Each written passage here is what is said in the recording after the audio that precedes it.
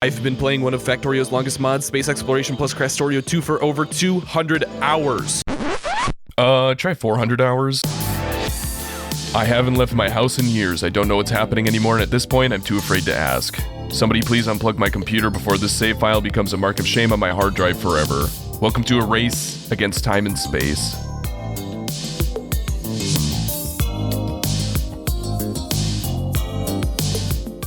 This is part 19. Last time we copied and pasted our way out of our supply chain problems and rode that wave all the way to Deep Space Science 1. This time we're knocking on the door of victory, completion, burnout, early onset phalangeal stress fractures.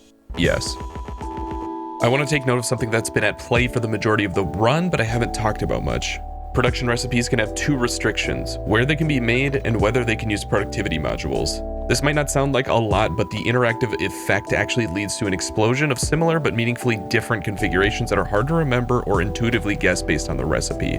They can be made on land and in space with productivity modules, made on land and in space without productivity modules, made only on land with productivity modules, made only on land without productivity modules, made only in space with productivity modules, and made only in space without productivity modules.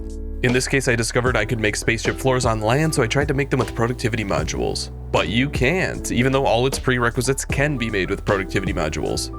It doesn't come up that often, but I think simplifying the system would be a huge improvement. For instance, recipes that can either be made on land with productivity modules or in space without productivity modules make up the majority of all recipes. Why not just have these two be the only options? I guess you'd lose some of the flexibility in being able to produce certain things in space versus on the ground, but 6 different possibilities for how a recipe can be used in space or not with productivity modules with little intuition is confusing, and it feels arbitrary and frustrating when something randomly can't be made somewhere or be productivity moduled. It's like the designer just felt like certain things shouldn't be made with productivity modules, to which I would respond with, why? Everything is already insanely grindy, right? Is it really crucial to the game balance that I spent exactly 4 heavy composite for every spaceship floor? For me, freedom to do things the way you want in a game is crucial. I know it makes things overall harder to design and balance, but it's one of the worst feelings to try a strategy and then have that specific strategy arbitrarily banned, especially with no warnings or explanation. But I digress. Hopefully my reasoning makes sense, and I would put money on a better system for this appearing in Space Age. That's how much trust I have in the devs. And yes, I did just copy and paste a 3rd spaceship for an Aquatite. So now we got Hammerhead, Hammerhead 2, and Ham 3RH3 add.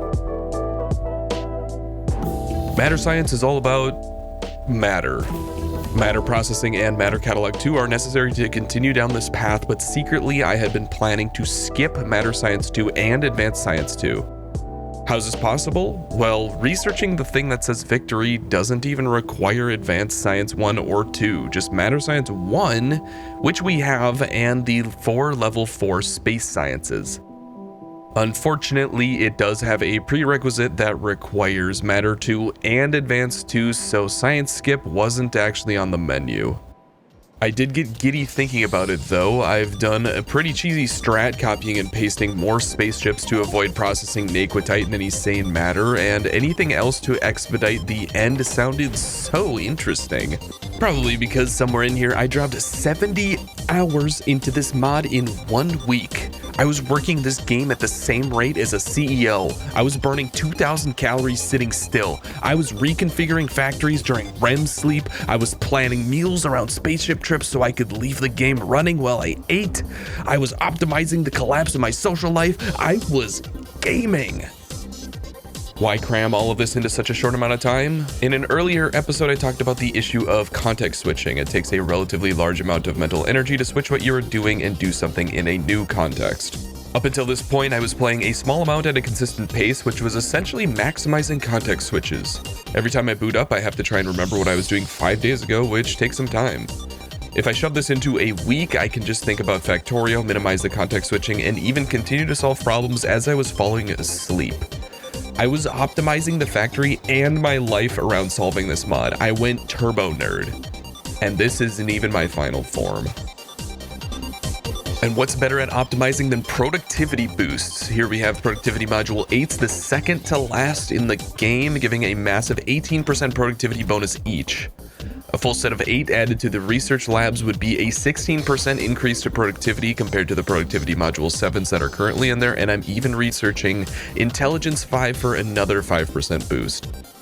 Productivity module 8s are by no means cheap, however, requiring 2 productivity module 7s, 8 extended biological catalogs, and 180 self-sealing gel for 1. I wouldn't be surprised if the total Vinamage extract cost was in the tens of thousands for just 1 productivity module 8, but that's what we have an entire planet, Jura, dedicated to producing extract for.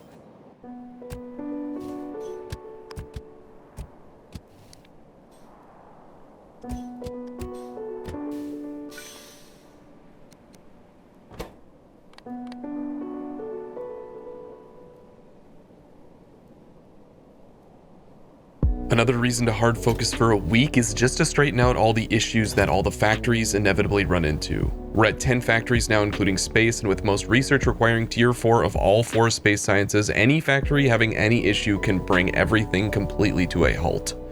I could make an entire other series on all the things that can and do go wrong.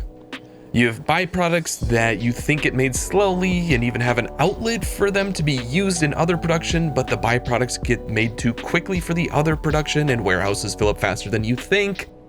And then you didn't think you'd need a landfill assembler to compress the stone, but you do. Or you didn't set LTN provide threshold to a bajillion on every single train drop-off, so now trains are going to the drop-off to pick up stuff, and now they sit there with no path because you never made a path between 2 drop-offs, because why would you ever go out of your way to do that? Or a mine ran out on another planet, and the closest mine to take is far outside the reach of your roboports. You need to physically travel there and set it up yourself. At least for this one, I don't have to take the blame. There's also small circuit logic failures, updating plate drop-offs to ingot drop-offs, biter attacks, biter meteor slippage, and none of these can be ignored.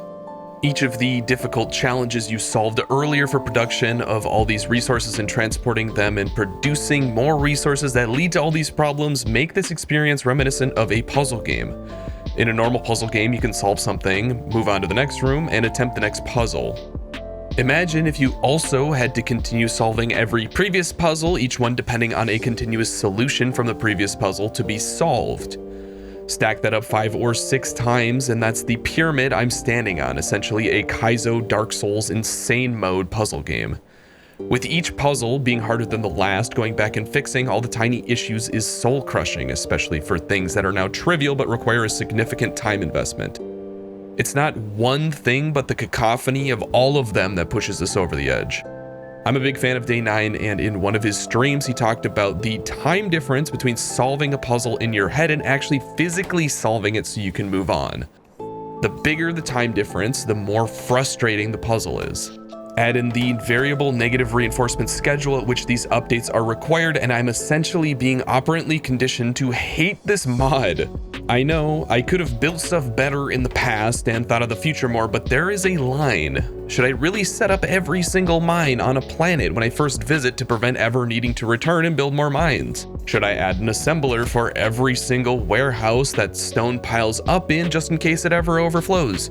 Should I set up 10 times more power than I currently need so that new buildings never cause a power outage? Aside from requiring a ton of time on their own and a very repetitive, boring playstyle, it also has its own issues to try and prevent all this in the first place. If you build everything right when you land on a planet, you'll probably come back later to upgrade stuff anyway because better miners and advanced crafting machines are so powerful. Not to mention how terrible it would feel to set up a 4 square mile steam turbine setup or gas power stations just to generate 2 gigawatts of power only to unlock the sunbeam and be able to generate that in a fraction of the space with no input costs. Probably my biggest problem is that I'm not a big fan of refactoring. I know some people are, and if you like rebuilding a better factory, that's totally valid, but I'm way more interested in building a bigger factory, assembling new things, or even just adding on to previous factories to make more of a thing. Rebuilding always feels like a waste of time to me. Like, I already solved that problem, and now I'm just doing it again, but like a little better.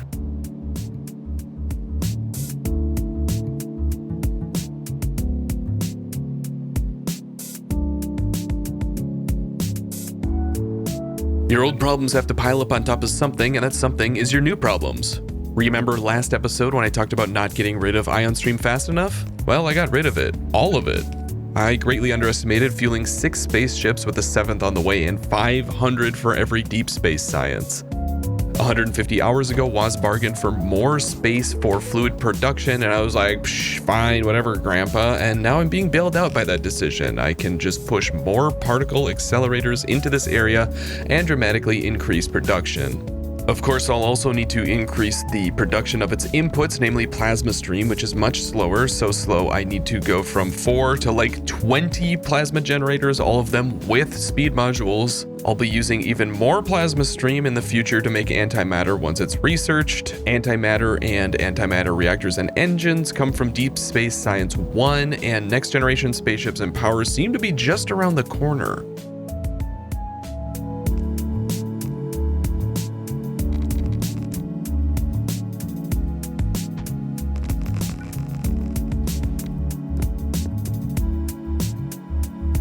Until now, Particle Stream, the red one, was made in the Energy Science silo, and we had enough to satisfy all of the research. With all 4 Matter Science cards requiring Particle Stream, we needed to ramp up production. Effectively, every stream got a boost to production at the same time. Except Proton Stream.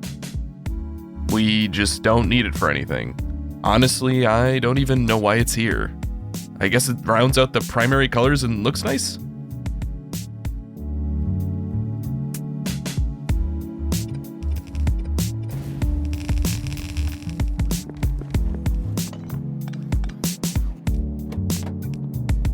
The blueprint for the HAM3RH3 ad didn't come standard with front-mounted daisy chain storage, but otherwise is finally ready for flight.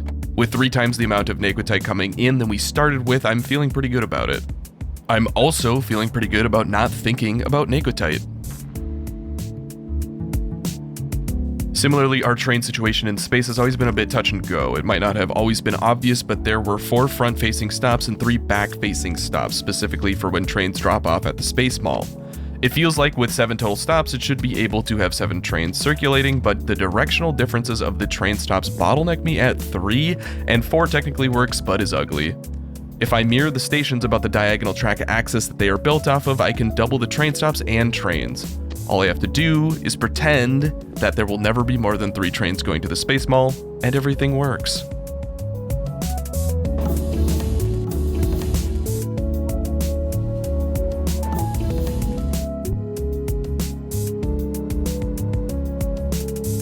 It's time to start on Deep Space Science 2. Naquium cubes are the newest item made from Naquitite ingots. 1 science card requires these, plus 4 astronomics cards from tier 3 and 4. Another one just requires antimatter and blank data cards, which is just particle stream and supercooled thermofluid in a material fabricator. Big L on the material fabricator, which remember requires 5 speed module 6s and 5 efficiency module 6s, but otherwise very cheap for this stage in the game. We take those. I've really hit a point where this mod is like someone coming over for dinner and then staying for a month. Every time the mod asks for a new thing to be built, it's like, yeah, here are my car keys, have fun at the zoo. And the mod's like, oh, you aren't excited to go to the zoo? No, I don't care about going to the zoo. You've been here for a month. Get out of here. Yeah, the cream's on the little side door thing of the fridge. If you need it, I'll be downstairs if you need me.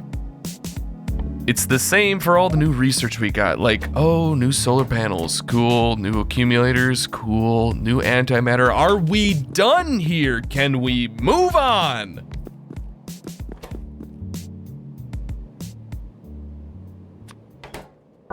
To say I was conscious this week was technically true, but if you were in my presence, I probably wouldn't remember any interaction. Every fiber of my mental RAM was consumed by just solving everything that came flying my way.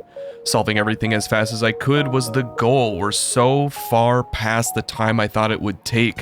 I made tons of progress, but there is still such horrifying things to come, and trying to speed through them is agonizing. I suppose this is why you don't sprint a marathon. But Rome wasn't built in a day. The journey of 1,000 miles starts with a single step. An old love will come back to you, and your lucky numbers are 7, 12, 19, 24. Wait, that's just a fortune cookie. Somewhere there still existed motivation in me, somewhere dark and deep, somewhere I didn't know was there. Maybe it's for the fans, maybe it's the belief that the finish line is just around the corner, I really don't know. But I felt like I was on fire, focused, pushing away the negative thoughts like they were just pieces of furniture in the way. Whatever needed to be done, I did. No questions, no expectations, just a stone-cold engineer flying across the galaxy, checking box after box. I had discovered the plane lying after the 5th wave of burnout. Self-actualization. My wants and desires no longer affected me. I had learned those just get in the way. The path to enlightenment was mine to walk, and the first checkbox read, Immersight. A resource we haven't heard of in a while. Antimatter requiring particle stream requiring material, testing packs requires Immersight. So much Immersight it plowed through mines with a combined yield of over 2 million. Morgan still has quite a lot of Immersight, thankfully, so I could tap into what it still had. Raw Immersight actually stacks to 200 though, so even if it did need to be imported from another planet, it's probably the best advanced resource to run out of. There's a bigger problem here though. Even with 10 million more Immersight reserves added, I could still plow through it. What I need to get a start on is being able to make particle stream without Immersight. And it just so happens that there is a process called matter liberation, where you put in a raw resource and some particle stream and end up with more particle stream than you started with. It's convenient that it takes raw resources, although it's a little awkward that everything shot into space except for stone is already processed. But I have a lot of copper lying around on Navis, and copper ore is like dirt compared to Immersight. Even if I run out of copper ore, I could still use stone, iron ore, or any raw advanced resource. To get there, I need to process a lot more matter science 1, requiring a lot of particle stream made the old way with Immersight. On the bright side, I can now add antimatter reactors to my spaceships. They burn antimatter canisters to generate 400 megawatts, meaning this spaceship can generate steam on the fly and is no longer bound by its ability to hold steam. With large stockpiles of water ice on board and condenser turbines that retain 99% of water used, the new bottleneck for spaceflight is the amount of antimatter canisters it can hold. The canisters stack to 50 and each hold 1,000 antimatter. A chest holds 48 stacks, so the total amount of time the ship can fly without needing to land is a ton. A very, very long time, probably days. For right now, that's overkill, and it would take forever to make 48 stacks of antimatter canisters. They honestly need less than 10 to get to dead space. Not 10 stacks, 10 canisters. Additionally, antimatter engines and fluid tanks allow ships to fly much faster with less fuel and around 1/10 of the power. A new speed does require a shield generator to be added back on all the hammerheads, but they are easily powered with the new generation methods. Wow. 3,300. That's nuts.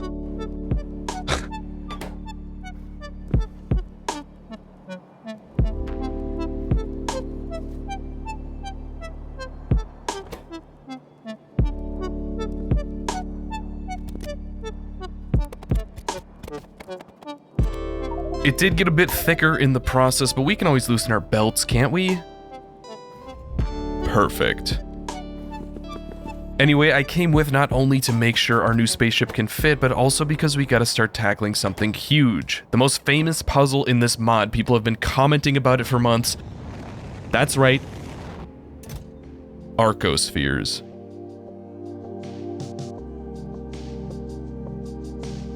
They can only be found by launching probes at asteroid fields, and each probe has diminishing returns in the same asteroid field, but collecting them is nothing compared to what you need to do with them. Arcospheres aren't a problem as much as they are their own discipline. It is so complicated and there's so much to the problem that I booted up R just to try and figure out the problem.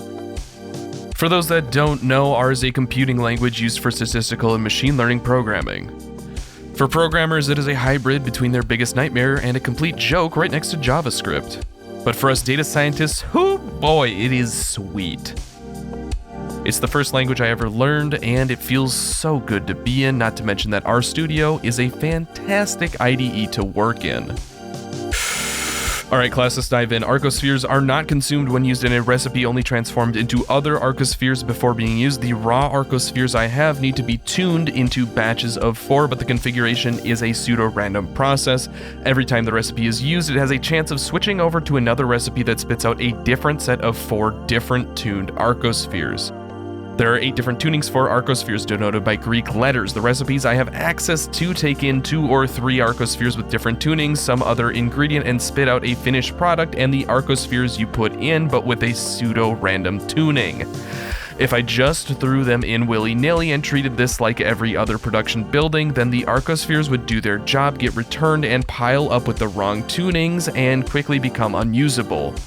And that's where the balancing recipes come into play. There are 8 recipes that take in 2 specifically tuned Arcospheres that are always outputting Arcospheres with 2 specific tunings. Additionally, there are 2 more balancing recipes, one turning 4 different Arcospheres with different tunings and outputting the other 4, and another that does exactly the opposite of that recipe. What this means is that there is some way to balance the pseudo-random outputs of recipes through these 10 balancing recipes and eventually retune the Arcospheres to the ones that you need for production. The problem is each of the 10 recipes that take 2 or 4 inputs and outputs 2 or 4 back make things extremely complicated. There are so many complications that arise when thinking about this problem that I decided to use the R package diagram R to graph out all the paths of the balancing and see if any patterns arise. Does that make sense to everyone? Does anyone need anything re-explained? No? Just a room full of 400 IQ people, or you've all tuned out? Awesome. Okay, moving on. My first attempts were just mapping every recipe as completely as I could, but as you might expect, I had a few bugs. I bet the number of people who can understand this code here is very low, but the idea is that each letter represents an Arcosphere tuning and gets its own bubble, and the arrows refer to where arrows should be placed on the graph. A graph in this case is just nodes, which are the bubbles, and arrows connecting nodes. Anyway, I putzed around at this for quite a while, not really getting anywhere, until I graphed only the relationship between the balancing recipes.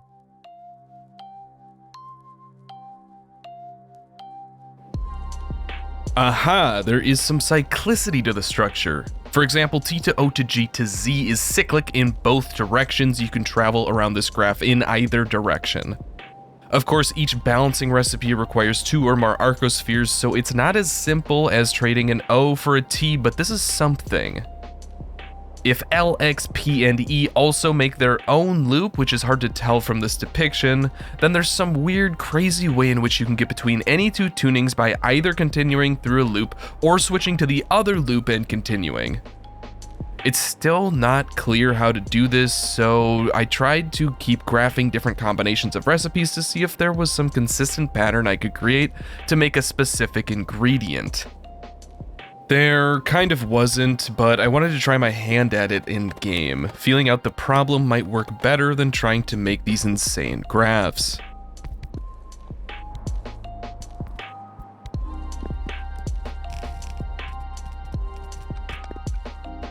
And I made a thing. Oh boy, I was flying. I really did make a thing. There is only one thing I remember about this attempt. It didn't work.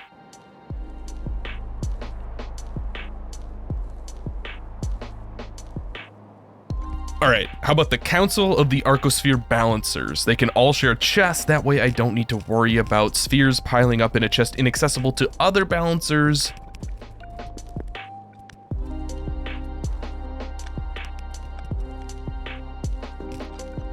But each recipe has 2 possible outputs, so I gotta double it. And then I'll need some way of controlling inserters, so I only do the balancing that makes sense.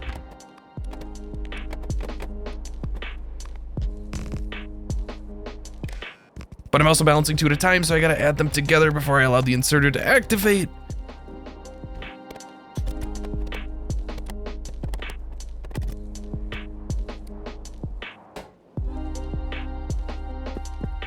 And then I gotta pass that signal to the inserters.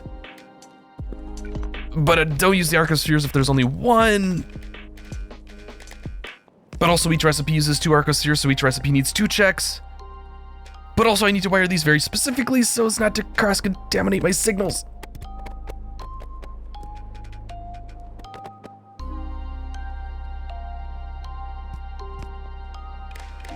But also there's the balancer recipes that use 4 Arcospheres, so we gotta get them in there in case they're needed. And 2 power switch. Why would you ever need a power switch? I don't know. Get them in there. And the 4 data cards all have 2 possible outputs, so we need 8 more of them that also need thermal fluid. And each of the data cards need to only request their Arcospheres if they are available, so conditionally set the request of the requester chests. And then I finally make the Arcospheres available, and voila. Okay, give it a sec. It's, you know, it's warming up. No? Nothing? Okay, well, let's do some investigation.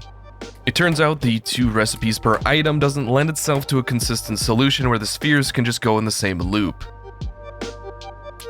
The non-deterministic output should be treated as non-deterministic, which changes a lot about the system I should build. First, I don't need 2 recipes per item, just 1, so this gets simplified a lot. Second, no item needs more than 1 specific Arcosphere tuning, meaning instead of focusing on some input-output system, I could instead focus on a balancing system. I had briefly considered doing this before doing more research, but couldn't quite work out any solutions. Also for reference, the research I did was reading about solutions to the problem from Reddit comments that I couldn't track down again. I would love to claim that I organically 100% came up with the solution, but I really didn't want to sit here stuck for an undetermined amount of time. That's what you do at your day job. Besides, I didn't understand the problem statement fully. I don't run into stuff like this a lot, and all I really read was a vague description about using sums of squares to balance the Arcospheres, so thank you, person on Reddit. I can't find the thread again to give you credit, but that's the sacrifice most valiant Redditors make. Anyway, aside from the odd 2 recipes per output, the mod actually communicates the problem statement pretty well, telling you that the input is always the same, but the output is pseudo-random. So my confusion is not because of the mod. This is a very well communicated problem. An insanely difficult problem, but a very intriguing one. I like that the recipes are very cheap for this stage. Just 1 Naquium plate, significant data, some thermofluid, 2 specific Arcospheres that'll get recycled, and that's the recipe for each data card in Deep Space Science 3. Instead of needing an expensive amount of inputs, the problem demands a sophisticated system and your mental energy, which I think is brilliant for this stage in the game. The puzzle was stressful because I'm racing to the finish, but it was also fun and unique, a welcome diversion from just 10xing production of some other resource. Another aspect of the problem started to become clear. The system will run faster and be more lenient to error if I have more Arcospheres. With less than 20, I wanted to first grab a few more from Dead Space.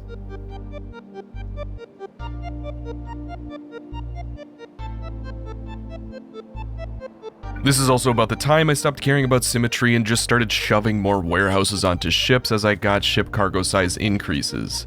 Just bring back as much Naquitite as you can. Aesthetics have gone out the window. They are simply a distraction for your inner monkey. I also found this deep space field called Fenestra, and yeah, that's surprising. Doesn't look like an asteroid field to me. It's a long story. We'll get to that. I gotta build the new Arcosphere solution from the bottom up. Only 1 earth-shattering problem at a time. What is this, an action game? Alright, buckle up. We're about to get technical. The general idea is balance. I want the distribution of Arcospheres to be as even as possible. For example, if I have 40 Arcospheres and we're working with the established 8 Arcosphere tunings, then I want the number of each Arcosphere tuning to be as close to 5 as I can, because 8 times 5 is 40, and everything would be perfectly balanced. Step 1 is to calculate the number of each Arcosphere tuning I have. Then, if I add all those numbers together, I'll have the total amount of Arcospheres C, and I can divide that by 8 to get the target number of Arcospheres, also denoted with C, because I'm lazy. If the number of Arcospheres is less than or greater to this number, then we have error. We then square the error to ensure that it is a positive number, then sum or add all these numbers together, and we have our total sum of squares, error. I'm going to push up my anime glasses here and give an actually explanation here because I can. A common misconception is that the error needs to be squared here. It doesn't. You could instead take the absolute value, then sum everything, giving you the sum of absolute error instead of the sum of squared error. We just use the sum of squared error because it tends to generally work better for very technical reasons that are far beyond this video. But just in case you're curious, yes, you can use absolute error. It will probably just work a little bit worse. Anyway, I'm going to use the sum of squared error as a toggle. If it is above a certain value, then turn on the balancing, otherwise turn off the balancing. What value should I use? Well, squared error doesn't really mean much as a number. It's context dependent, and instead of trying to analytically find a number, it made more sense to just do some trial and error later. We are still saving the error for each individual Arcosphere tuning on separate signals as well. We've already figured out when to balance, now we need to figure out which to balance. Remember, unlike the research recipes that have pseudo-random outputs, each balancing recipe takes 2 or more specific Arcosphere tunings and outputs 2 other specific Arcosphere tunings, and the inputs and outputs for the balancing recipes never change. If we treat the outputs of each balancing recipe as adding 1 to both Arcospheres it will output, and the inputs as subtracting 1 from each Arcosphere it takes in, then we can calculate a score for whether a balancing recipe will get us closer or farther away from the balance of 5 Arcospheres of each tuning. The farther the current count of an Arcosphere is from 5, the more weight it puts into the decision of whether to use a recipe that will balance it by either outputting that Arcosphere tuning if it is below 5 or inputting that Arcosphere if it is above 5. After the score for each balancing recipe is calculated, they can then be ranked, and an optimal balancing recipe, one that will move us closest back to being balanced, can be selected and its requester chest turned on.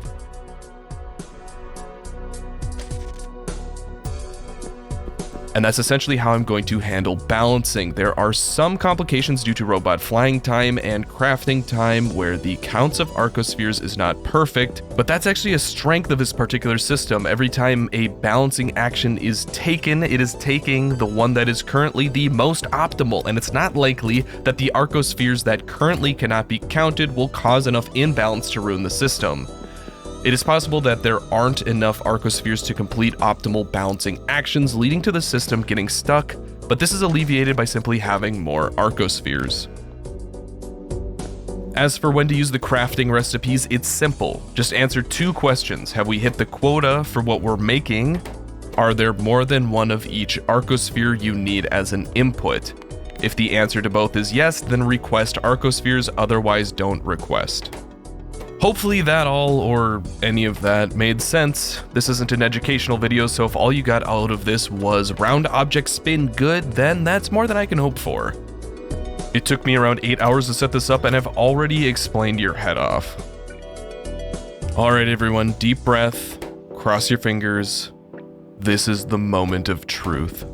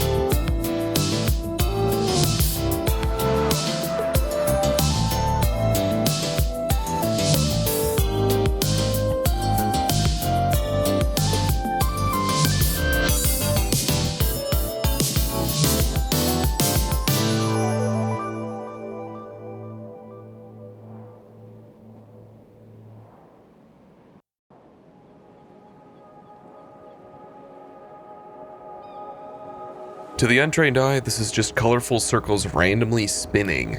But in reality, this is the solution to one of the hardest puzzles in Factorio, one of the hardest puzzles in gaming. It is quite literally random circles spinning because outputs are random, and to get back to being balanced, a random recipe needs to be activated and spin. You can tell that it is working because the gravimetrics facilities are still spinning. A complete stop means that either there is nothing left to craft or something broke. I noticed with this solution that there is a weird momentum to it. As long as there is still stuff to craft, it keeps working. Once all the crafting quotas have been hit, then it stops, and if more things need to be crafted later, it won't start back up. It probably has to do with the number of Arcospheres in the system. Machines can pile up to 3 stacks of Arcospheres, and if they don't actually run, then they're stuck in the machine. In the first video I ever made, I discovered there is no way to access the input side of a machine except with your bare hands. So if this happens, there's quite literally no way to jumpstart it except for doing it manually. I also noticed the 2 inverting balancing recipes, you can see them in the top right, have too high of a tendency to be activated and also are likely to cause the other to be activated and they get stuck in a loop. I ended up dividing their balancing score by a constant in the future to try and discourage this from happening. But let's focus on the important thing here. It works. It is a valid solution. That in and of itself is insane. I truly had a hard time believing it was actually doing the thing, but it was. If I have to shake the vending machine every once in a while to make it work, that is totally fine by me. This victory was quickly interrupted by a reality check. Horror-Tomb is crumbling, and there is not an easy way to fix it. Spaceships are a 40-minute round trip, cargo rockets are 600,000 plus rocket fuel each way, and I would likely be stranded there for a long time waiting for rocket fuel to be produced if I did go. I had to rely on what was already there to get the job done. I quickly realized that there is an artillery train that can manually be deployed to stop at a security checkpoint close to the attack. This will prevent attacks from the future and hopefully draw aggro from the biters attacking the copper mine.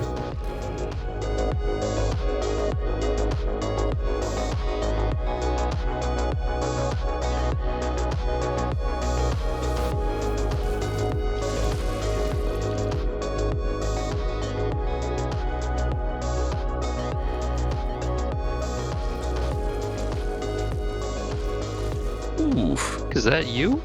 Yeah. How are we doing? I didn't hear you come in. Oh, I snuck in the back door. We love it. I just figured out Arcospheres, which took me... Oh shit, you're all almost day. done then. Factorio? Yep. Wild. So that'll get me to Deep Space Science 3, and there's just Deep Space Science 4, and then I can play Borderlands with you. Yeah, dude. Speaking of, I'm playing it right now. Oh, don't tease me. Yep, I had cravings to play Borderlands 2, one of the most thoroughly mid games I have ever played. That's what 500 hours of Factorio will do to you. It says 460 hours. It's closer to 475. Jeez. Should you take a second for 420? No, that would have been good. Oh, damn. Next time. Yeah. The artillery train strategy worked on Horror-Tomb. This solved the short-term problem, but I also learned that both power poles connecting the western solar panels to the main factory had been destroyed. With the power network severed, the main factory now had to rely solely on the nuclear power plant and some backup fuel it preserved to keep everything online. If the power ever goes out, it wouldn't be long until behemoth biters and spitters destroyed everything. All defenses rely on power, and the strategic territory that artillery turrets have carved out are not permanent. But the power plant alone was enough. Disconnecting the solar field may have lost a power production source, but it also disconnected the many power-hungry laser turrets defending that area. Miraculously, power equilibrium was found on both sides of the equation. The solar field, however, has lost any reason to exist. It now simply generates power to defend itself, occasionally calling in the artillery train to resupply bot repair packs and artillery shells. Otherwise, the laws of entropy dictate that it will someday lose its balance and collapse. I press F for the brave laser turrets and construction bots tasked with this job. Without their contribution, we could have never gotten to Deep Space Science 3. The last 2 cards of Deep Space Science 2 were unremarkable, just Naquium cubes and plates. Deep Space Science 3 is wholly reliant on 4 different Arcosphere-based data cards, so solving Arcospheres basically means solving Deep Space Science 3, and that means there's only Matter and Advanced Science 2 and Deep Space Science 4. 3 sciences left. It is more complicated than that. I'm going to need enough Naquium production to satisfy the research costs that are now around 5,000, but just think about all it took to get here. I can't believe how close I am.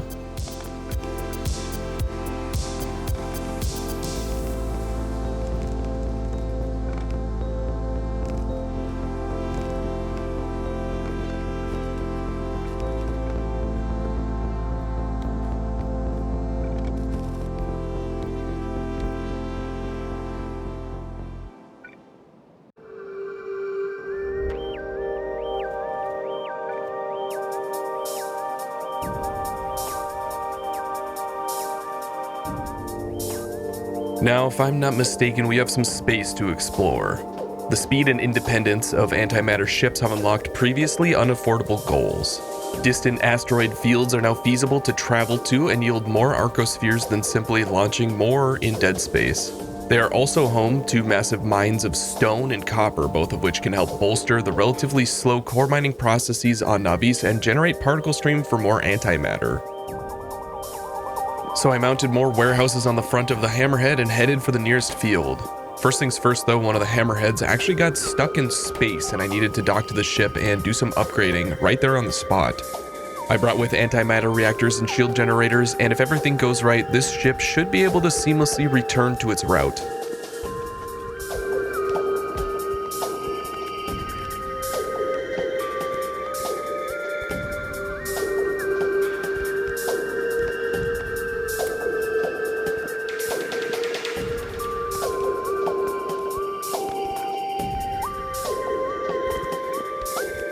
Still missing an engine, the emergency repairs were successful, and the Naquitite pipeline was restored. Now back to the matter at hand. Asteroid fields are all the same to me except for 2 things: how close they are to me and how close they are to other asteroid fields. If I'm close to them, I can obviously travel to them fairly quickly, and being close to other asteroid fields means I can chain multiple Arcosphere launch sites in a single trip. The asteroid field that best met these criteria was Sands of Time. I don't care too much about where I land, just that I'm on an asteroid greater than 10 by 10 in size, which is about every 5 feet.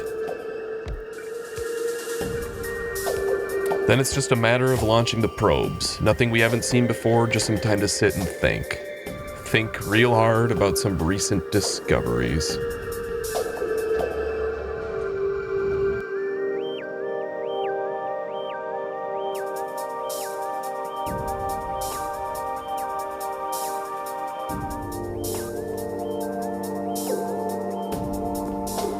If curiosity kills the cat, then at least I can die one happy cat. The eeriness of that ring, the fact that Fenestra doesn't have an estimated distance, it called to me. I had to go. I didn't have time to think. About estimating how long it'll take to gather enough information to estimate how long the work will take. You know, it's funny you said that as I'm traveling to a destination that has an unknown distance that I am away from it. Will you finish in time? Oh, I'll finish in time. I guess the question right now is like, am I gonna finish tomorrow? Oh. Which, it's possible. Wow. That would be pretty quick. It'd take me to like close to 500 hours.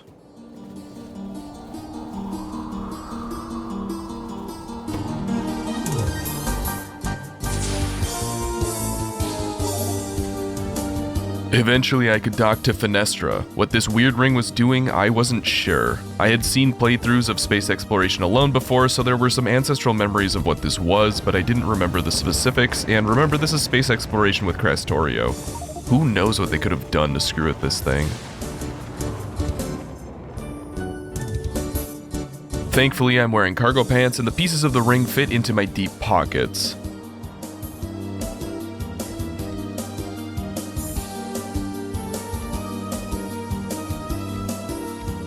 The scattered pieces eventually seemed to fit together perfectly.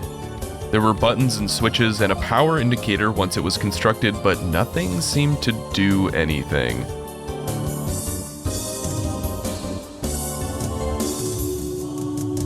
Then I got this Research Long Range Star Mapping 1. Just what I needed, another side quest. Well, I don't really know what's happening here. Maybe I need to research that, maybe I need to do more science.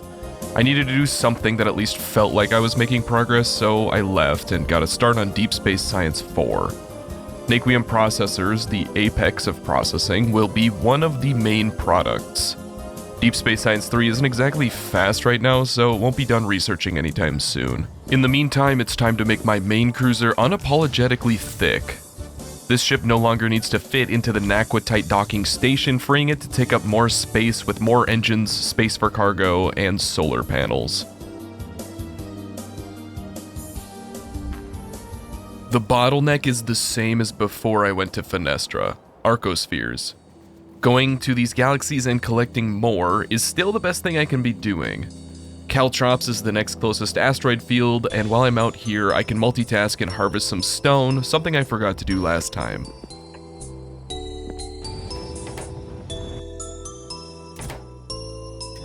And apparently this time too. Well, at least the research is flowing again. This is meta research to allow you to research more research. Matter Science 2 means I can finally squeeze Matter Science into the Matter Science crevice. The main benefit is just better ways to make more matter, to make more research. Matter does have a few other uses, so it's possible it'll be useful in the future, but for the most part, not being able to skip Matter Science 2 made me really sad. AI core? No. Ugh. AI cores are extremely expensive, and 3 of the 4 Matter Science 2 recipes need them. They are more than likely to refund the AI cores, which helps, but is still very sad. At this point, pretty much everything wants an AI core, including these matter buildings, and knowing how slow this process is going to be also made me sad. I was very sad, but I was very happy about how snugly this matter fits in here. Just look on the minimap. Anything I can do to not think about how sad I am about Matter Science 2.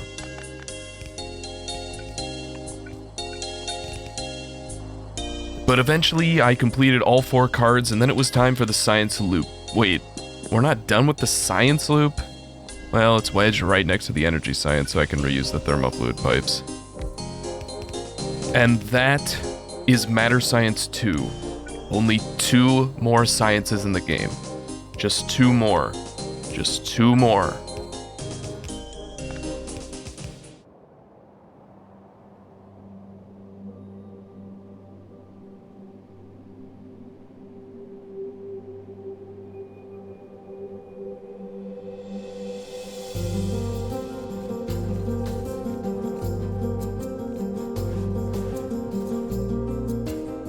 Ever since we got the ability to generate particle stream with raw resources and material fabricators, they've steadily been rising in my internal building favorability metrics. You may cost 1 billion modules, but at least you make stuff for free. Well, they're about to take another nosedive. It's not that they can't take productivity modules, it's that they can't take any modules. Why? You were doing so well. You almost gained my trust, and now you've plummeted lower than ever. You are easily the worst design building in the game. Why should I make all these speed modules if you're just going to ban them in these buildings? You haven't accomplished anything other than forcing me to waste more resources on modules, not to use as modules of course, but to make 20 more of these stupid buildings. Why should I make more efficiency modules if I can't put them in buildings that use exponentially more electricity than anything else? Am I a joke to you? Anyway, we're on to the final, the renowned, the ultimate, the last in the entire game, Deep Space Science Catalog 4.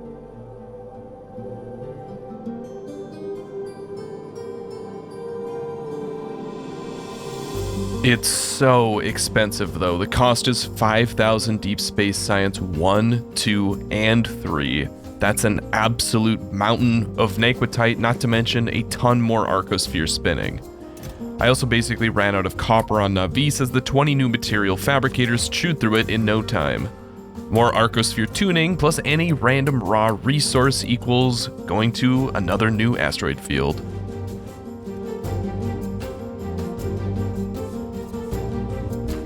Did you forget to mine the asteroid again? I've talked about it twice. You gotta actually do it. It's so cool. People talk about how it's gonna revolutionize the mining industry and all the precious metals. Come on. No? All right, well, at least I found this gem. For the love of fucking God. What?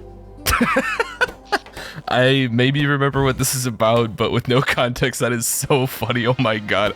I'm just not gonna explain it. We're moving on.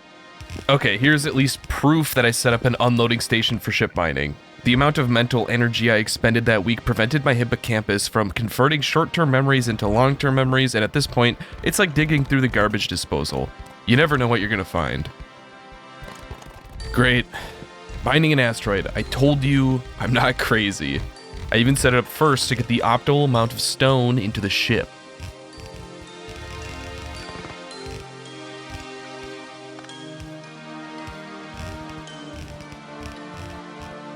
There's something about this construction that is unequivocally awesome.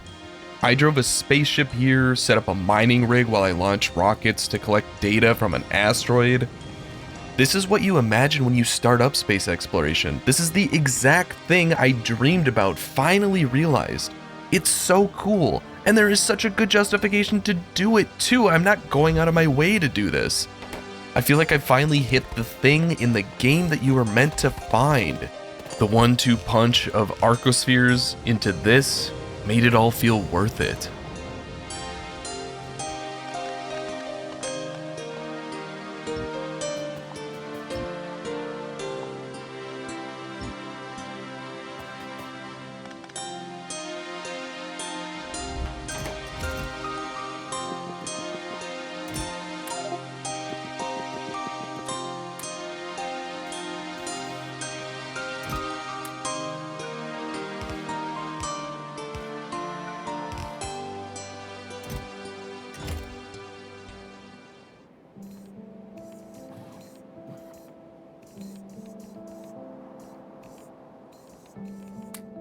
You may have noticed in the top right, Deep Space Catalog 4 still not complete.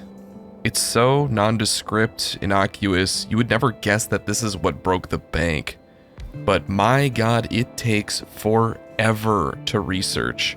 The new shipment of Arcospheres and raw resources to sacrifice for Particle Stream are the stimulus package I'm hoping will finally push us over the edge. All technologies after Deep Space Catalog and Science 4 only require one type of deep space science at a time, a breeze compared to this behemoth. Additionally, you may have noticed the new Arcosphere additions in the bottom right. Those 3 recipes make the 3 science cards necessary for Advanced Science 2. And yes, unfortunately, all of them do need AI cores. But another praise of this Arcosphere folding system is that as new crafting recipes or Arcospheres are added, I don't need to update anything. The goal is still the same, just maintain the balance. After I solved the problem, I took a look at some Reddit folks' solutions, and my design seems to be pretty simple, robust, and compact. Not trying to brag about it or anything, just happy with its construction. For once I didn't go overboard and build a skyscraper when all I needed was a shed. Does that look like a fucking signal? What the fuck?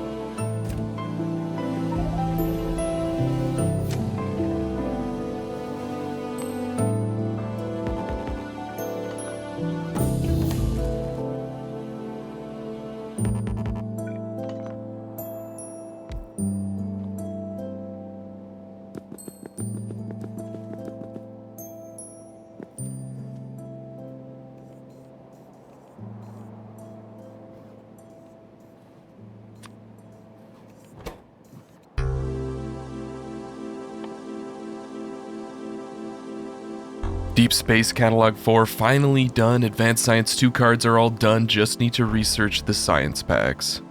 I swear at my train system every few hours, but other than that, things have been going so smoothly. Well, enjoy it while it lasts, that's all I'm gonna say. For now, just bask in the progress. 2 sciences left, what can go wrong? Just keep saying that out loud, it might come true. Flying through space is no longer enough. We now need to do it with a disco ball attached at the front.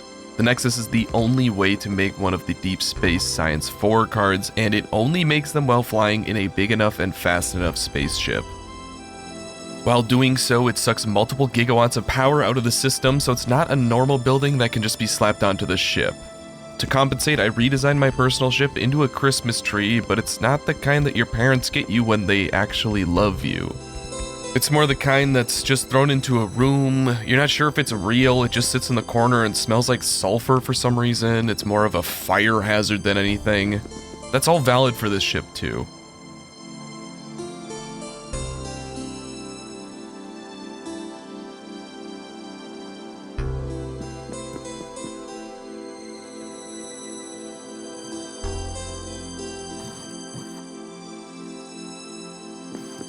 But this tree of disappointment has a special purpose, to be big.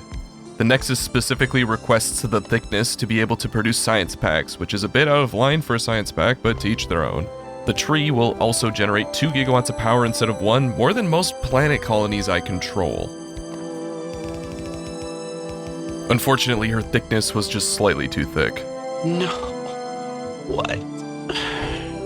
And then I realized I could just shuffle things around and fix it easily. And then it was time for the Christmas journey. Yeah, can we go? That's why I hit the button. Thank you. Well, this sure looks nice. I just wanted to take a test drive around the block, generate some data, work out the kinks. The Nexus draws an increasing amount of power that can occasionally deadlock the power system due to fluid pumps needing power, but otherwise, it looks pretty good. Just a small 5-minute loop generated 24 data cards. Seems pretty good. I imagine there will be more traveling in the future, and flipping it on to get some more data cards here and there would probably be good enough. I don't think I'm going to need a ton of Deep Space Science 4. The 360k Naquitite mine in Dead Space actually ran out though, so I had to go there to play some Honkai Star Rail. I don't know anything at all about Honkai Star Rail, but I'm making rails on a star and Honkai sounds funny. The spread out nature of mines here really tests knowledge of rail signals. The most rail-efficient methods appear to involve making one-way loops off of two-way rails, which gets kinda tricky if you aren't Wozz.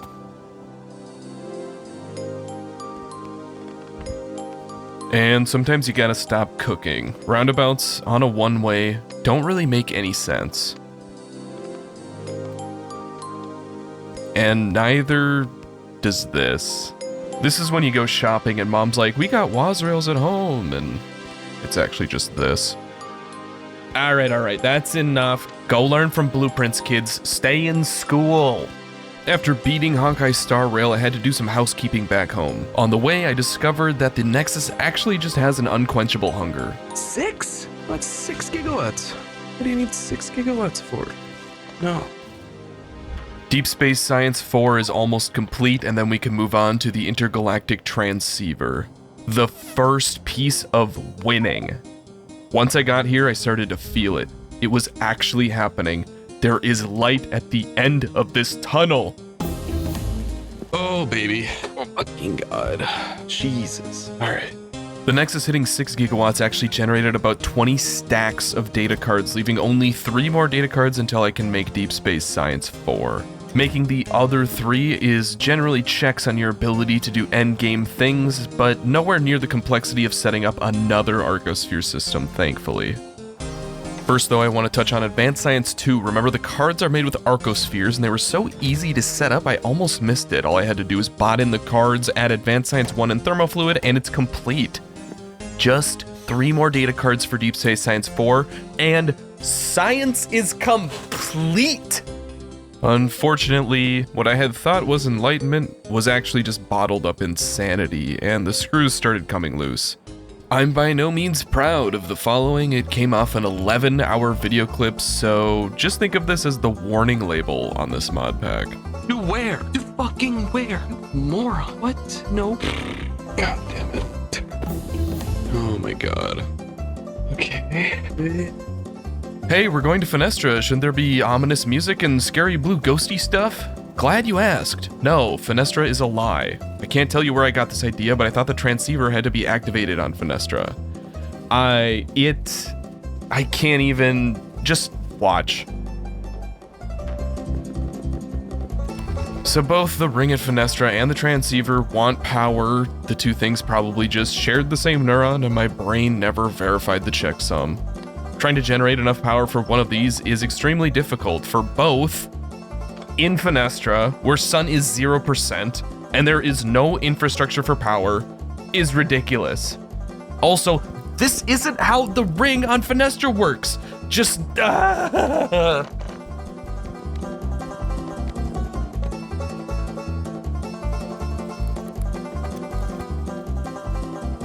Oh, fucking please. Come on, baby. Come on. God damn it. I think I just randomly carry accumulators with me. Whoa, what? Bro. Okay. Fucking, what the hell is going on? What? What? Are you fucking kidding me? Why? Why did you stop? Or fuck you fucking do? What the fuck? What the? Brother, are you fucking kidding me?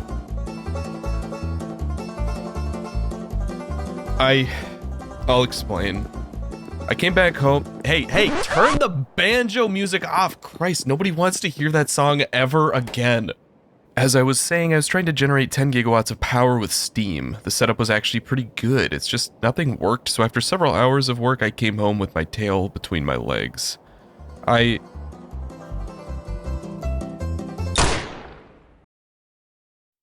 Apologies for that. We've had some staffing changes. Let's just pretend that none of that ever happened. As I was saying, I was forced into pursuing matter science further. For once, I actually read the Informatron, and the transceiver needs to be created, and it can take up to 60 gigawatts per second. So I assume I'll need 60 gigawatts of power. That's about 6 times what I have on Navi's currently, and most of it comes from a massive solar field in space. 6xing that would take forever, and other power generation methods aren't fast or efficient enough to provide this easily. Hence the matter. Singularity reactors generate 2 gigawatts each and don't need any steam turbines. Matter Science 2 has allowed us to convert anything into matter, and I finally figured out a use for mineral water. That's right, your only purpose is to be broken down into your base components and burned.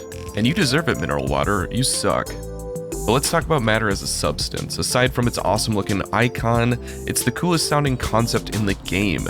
Break down anything and turn it into anything. Well, unfortunately, it won't be joining asteroid mining and Arcospheres in the Hall of Fame. Breaking down raw resources into matter is fine, but reassembling matter into resources turns out to be useless. First off, I already have everything. That's how I got here. I'm not sure why this is such an endgame research.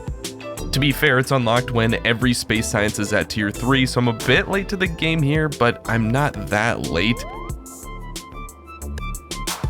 I've really only made Science 4s and some of the deep space sciences since I finished the space science tier 3s, and to get tier 3 you need tons of every resource anyway. Well, maybe it's more efficient at making the resources, you might ask. There are 2 problems with this. First, every resource you make requires a Matter Science 2 data card, which has a 1% chance of being destroyed every time the resource is made, which is enough to need a dedicated pipeline to supply them, but nowhere near enough to feel good about making that pipeline. If I made it in space, then I already have the data cards made, so it maybe makes the most sense to make the resources there. But what Matter creates is raw resources. Do I really want to reproduce any of the advanced resource factories in space? I can't blueprint what I already have because I need space buildings to do that.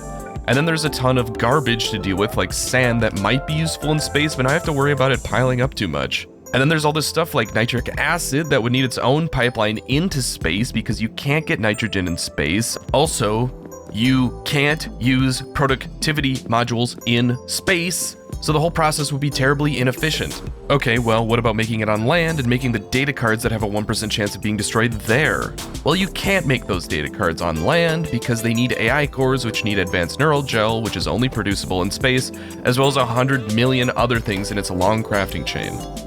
Also, if you're on a planet, you know what's even better than generating a raw resource? Mining them. Just find a mine. It's 100 times easier, even if it made sense to generate them on planets. But surely generating naquitite is useful. Well, no, you can't generate naquitite, so it's not.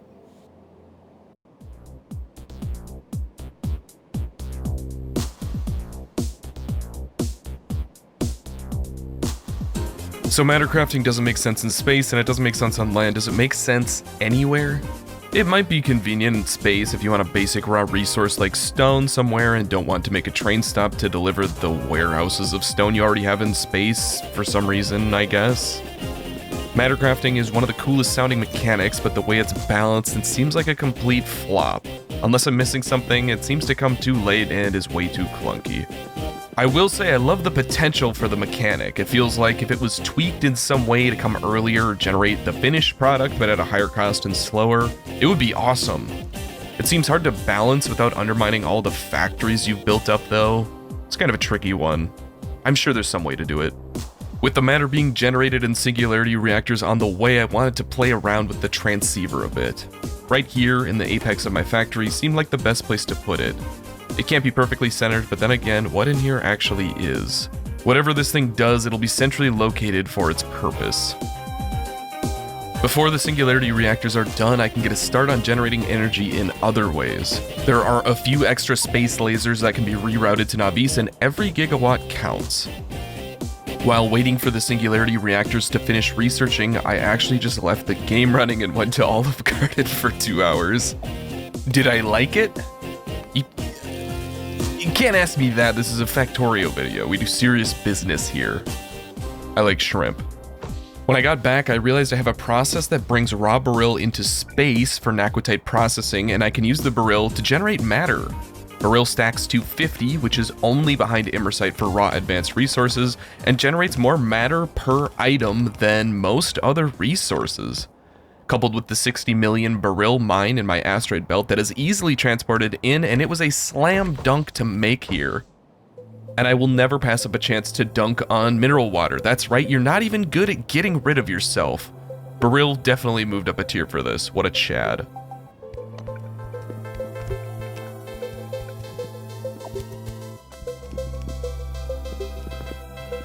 Generating power for the transceiver was going slowly. Even with singularity reactors researched, it would take 25 of them to get to 60 gigawatts. There are other power generation methods that can be helping here, but there's still a lot of work to be done for the singularity reactors I wanted to focus on. In my time of need, I used the sacred ritual to summon a divine power. Oh, nickel. An entire nickel. Oh, so you need 100 gigawatts to go back in time, save Marty McFly or something? I think so. I was actually Nice. so confused, dude. I traveled all the way to like the secret place and tried to activate it there, and it was like, actually, I don't need to do this. I wasted so much fucking time, but I need this You just need to get it done before before I put a in my mouth. Yeah. Are you just like totally sick of Factorio now? Yeah, I've like looped back around. Like I burned out, and then like I've looped back around to being like, I don't have emotions. I am a being of pure energy. Also, I'm staring at the clock. It says 500 hours exactly. So that's an achievement, I guess. Well, do you have fusion set up? Better. I have singularity reactors, and they're slowly getting manufactured. Each one's 2 gigawatts. Fusion's 1.5 because it takes half of a gig in and then output 2. Oh, okay. Yeah, that might be a good thing for you to set up. I'll show you where the DT cells are getting manufactured. Oh, if you already have that done, then yeah. They're just off in their own little hole. I'll be setting up, the singularity reactors are also really simple, and basically it's like infinite power for free because I have like matter being made out of mineral water. And then I'm gonna beam energy down to make steam. So, yeah, I'm at 16 gigawatts. Come on. I'll take any gigs I can get. Probably going to be very laggy too. Yeah, as long as I don't need to like run from biters, I don't care that much. I haven't heard the sound in a long time. So what are you gonna do when you're done? Play Borderlands. Hmm. Then, no. You could join me in Valheim. Be interested to try that. Yeah, also, if you'd like to use the Giga ship, you may. It can kind of go... I almost got creamed by a train. Is this the Giga ship? No, that's just one of the small haulers. Follow me. This is the Christmas tree. Of Destiny? Yeah, it was just like, if you just keep adding engines, it gets better, so I just did that. Ah! Oh, yeah. If you jetpack, yeah. Oh, wait. Why do you have What? doors there? So I can get out easy. I'm so fast. You are fast. Yeah, this is one of the high temperature turbine generators. That's the big boy. So these are antimatter reactors. Yeah, that's way too much work for me. I'm just gonna do the fusion. Okay, here. Those are 100 megawatts each. Huh. Yeah, I'll just set up like a giant reactor thing. Tell the game that all these items are no longer new and stop blinking at me. How the fuck? Well, these are cool. The Arcosphere things. Oh, yes. Yeah, they're very pretty. Man, Arundel sure knows how to do his art. Holy shit. Yeah, I can describe what's happening here. Basically, like there's... I don't need to know. Just the short description. There's 8 spheres, and then what I'm doing is I'm just trying to balance it out to have the most even amount of spheres possible, because every recipe only needs 1 of each sphere, even if it needs 6 spheres, they're all different. So basically, if you want to make any recipe, just try and make it so that as many of the different spheres are available as possible. And that's what's happening here. So these 8 up here balance, and then these 5 plus these 4 over here are actually making shit. Yeah. There's like many ways you can do this using this beautiful stuff over here. And then this is the matter. There's an asteroid I'm mining beryl from and just turning it into matter. And then that matter goes into this reactor up here. And this is basically an infinite loop. These reactors output their cells into this chest, which gets turned into charged cells, and then they go back in, and it just goes forever. If you have the DT fuel, yeah, you said you have the DT cells already? Yeah. So have you ridden the space elevator yet? I've not. All right. So you click on it, and then in the top right, there's a button that says ride. Don't click on the middle part. That'll open up an energy interface. Click on like the outside square. Oh, neat. It's very convenient. And then over here, yeah, right here are the DT cells. Augers. Okay. First thing I'm gonna do, unlimit them bitches. Yeah, go for it. Okay, I'll start getting the fusion reactors set up. Let's see. What do they need? They don't need a lot of stuff. Is there uranium over here? Where's a spot where there's like lithium and God, there's so much shit on the map now. Ugh. Had I known, I would have fucking learned LTN and then did the mod. It's so silly. But here we are. I learned a lot. That's the bad uranium. Yeah, this is the bad uranium, but this is like the lithium right here. I'm looking for the good uranium. Looks like a fucking circuit board, doesn't it? The base. Yeah. You turn off all the labels. Yeah, dude, it's nuts. Space is fucking crazy. It might be one of the smaller builds that you can do. What do you use the DT cells for? I set them up and then just didn't even... It's like, oh, these will be useful, and then I just didn't have a use for them. I went so fucking hard this week. It was crazy. Set up every single space science. I feel bad for making you start... Oh, convincing you to start this. No, this is... Dude, this is the start of... people are watching videos where, like, 80% of the video is me being like, I on myself. Oh, you know, like, it's not all Factorio related. Why do you have a video talking about how you on yourself? That's like every video. Fair. Man, I haven't played Factorio in like 3 months now. I don't remember any. Yeah, it's mostly JEQ. Those are the keybinds that you need. Horror Tomb is basically like burning to the ground, but I don't really need it anymore. It's basically burning to the ground because it's too far away for me to like care about, and I got a new place to get Vitamelage. So like it does slowly send shipments in, but like it's just not getting support, and it's the one fucking place that has fighters. But it's holding in. We'll see if it completely crumbles by the end. Hope it shows how many bots died at the end. I really want it to be like 100,000. Oh god. Yeah. They're not insane, but they're noticeable. We do have a 5,000 science to do as well, which when everything starts chugging, it might just it might chug. How do we have no copper on now? There's just no copper in the base at all. That's silly. Okay, I did a stupid, and now it's fixed. There we go. The thing that turned copper ingots into plates was overloaded, and now you can see the bots are reacting to this news and lagging like a motherfucker and destroying your CPU. Yeah, in kind. Actually, my UPS is still sitting at like 60. All right, I've got 5 things producing reactors now. Oh, bots still run into each other? They'll probably crash quite a lot, yes, with this many in the air, and I don't really care. So I don't know if these energy beam receivers actually give a neighborhood bonus, which makes me sad. Yeah, whatever. And one thing we could do is just like hover space and flat solar panel 2s. That would help. I mean, it wouldn't hurt if you have enough of them. I got a lot. Well, I'm almost to large-scale tritium processing here. All I need is the uranium. Also, the goal might only be 60 gigawatts. So I took a look at the transceiver. It says energy capacity 30 terajoules. Max input 60 gigawatts. I think that means it charges 60 gigawatts at a time. Yeah, I suppose I'll just throw it down and just have everything produce energy. I'll throw it down like in the middle of the science spiral. You've moved everything around since last time I played. So I don't know where anything. Holy shit, I'm lagging so fucking hard. Oh god. Dude, when we have to research the last thing, it's probably gonna lag so fucking hard. It's like every factory is just gonna turn on. My god, this is amazing. Oh, it's putting the tritium. Oh god.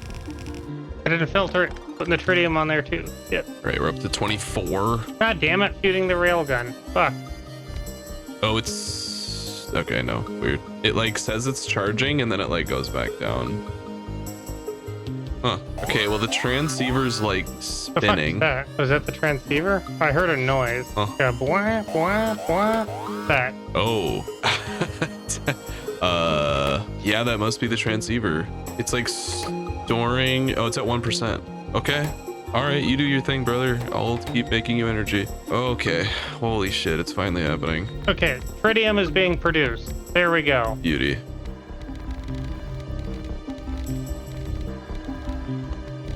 Oh, baby, it's at 3 terajoules Out of... out of 30.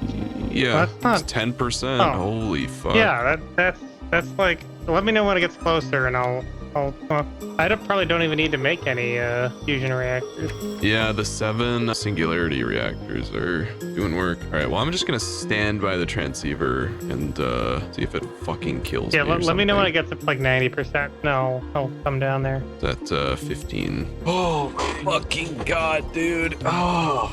Your body is ready to finally be done. My body is ready for the first part of the 3-part ending. This is like when you fight the final boss, but then there's like 4 more phases.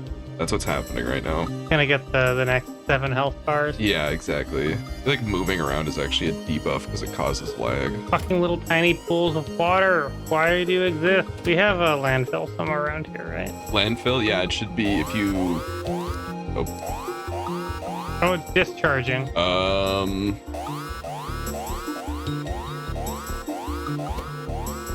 Why is it tweaking out? I don't know. It says it's at 0%. Yeah, right? it, like, got rid of all of its energy, I guess. That's cool. Don't really know what it's doing. Tweaking out. Maybe you do need more power. Well, Alright, well. I But in think I'm making Rome. more power. Alright. I feel like he ripped down a bunch of... Holy shit. That was really bright. I took off the transceiver because it's just not working right now. I set up 5 DT reactors. Nice. Okay, we're up to 30. Oh, did you have any more advanced steam turbines? Yeah, I can get you as many as you need. These take in water. Oh, I see. Interesting. Okay, cool. The other thing too, and I'm glad you made it this way, we can just build up steam in these until we have like a shit ton of steam and then try and activate it when we have a bunch of steam built up. That might be a little more, might work a little bit better. 33. Not bad. DT cells are being produced quickly. Hell yeah. Okay, do we need more power? I can test it. Wait a fucking minute. What? Our limit is water pumping. Yeah, you can use multiple pumps. You can't, though. There's only one input. If you do multiple pumps into a tank and then have a normal pump, the normal pump has a 500 Yeah, throughput. yeah. It's not that bad. But I have to change 5 of these now. The transceiver. Oh, okay, interesting. It's fluctuating. It's energy draw is fluctuating at like 22. Maybe we do need to get to the full 60. Yeah, it might just like spike when it gets to like 50% or something. No, it's kind of just going between 21 and 22 for right now. I guess we'll see when it gets to a higher percent. Oh, yep, it's on to 23. I can't prod mod water. Fuck. I mean, Holy shit, the lag. Fuck. I just heard like 4 spaceships like come in, take off, come in, take off. There we go. I think I have enough water production here. Oh, it fluctuated back down to 19 gigawatts. Maybe it just goes between like 18 and 23. That would be nice. Although our production's going down. Oh, it's back up. It's just fluctuating a little bit too, I guess. We should have some more that's coming online soonish, hopefully. Yeah. All right, still going strong. Almost 33%. Sweet. Oh, the nice thing is that the spaceship exchanger is working as well. It's making 2 gigawatts. It's kind of cool. Might not want to make more reactors to save those ingredients for the 5,000 space science that we need. Although thankfully it's only space science 4, not space science 1, 2, 3, and 4. That would be awful. We need all of the science 4s, matter science 1, and then deep space science 4. Then we need 5,000 of them, but with 168% productivity, it's actually like 2,000. Oh, this is beautiful. I wonder how many of these can fit on a ship, because that's probably what we're gonna need to do the like end game. The last thing you need to do, which is just fly for 10 minutes at 250 miles an hour with the Nexus in there. All right, Like the steam. we're running out of copper wire. There should be a shit ton of it being made. Yeah, no, there is. We're just using it. Huh? What needs it? Oh, we're making low density. No, that doesn't need wire. Yeah, what is using it? Oh, also hit P and then hit all. Made 100 million copper wire. I've made 122,000 fast belts. I've averaged making 4 fast belts per minute for 500 hours. Oh, that's so fucking many. I like how we've averaged at 32k wire per minute. That's so fucking crazy. I feel like the bots are slowing down. Yeah, yeah, sorry. I think the production tab or like any of those makes shit slow down, so I'll get out of that. That's funny. Wild. Oh, the transceiver is wanting 27 gigawatts. Oh, we're only halfway there. I bet it's gonna shoot up to like 60. Oh, it's so annoying. I only have one of the reactors online right now. Yeah, I bet it's gonna need all 60. Ugh, god damn it. Oh well. Okay, looks like 3 pumps is enough. Oh, what's the power situation looking like now? It wants 28 gigawatts. It's fluctuating at like 28, and we're at 32, between 32 and 36. Okay, it fluctuated back down to 23. Please. I drank all the Drano. Please. I'm gonna be, dude, it's gonna hit 99%, and it's gonna spike up to 60% and drain it all, and I'm gonna shoot my computer. Dude, it's so fucking, it's like, why would you do this to me? Okay, need more DT cells. Heavy water. We're out of heavy water. Oh, yeah, there's 3 things making it. I think you can probably...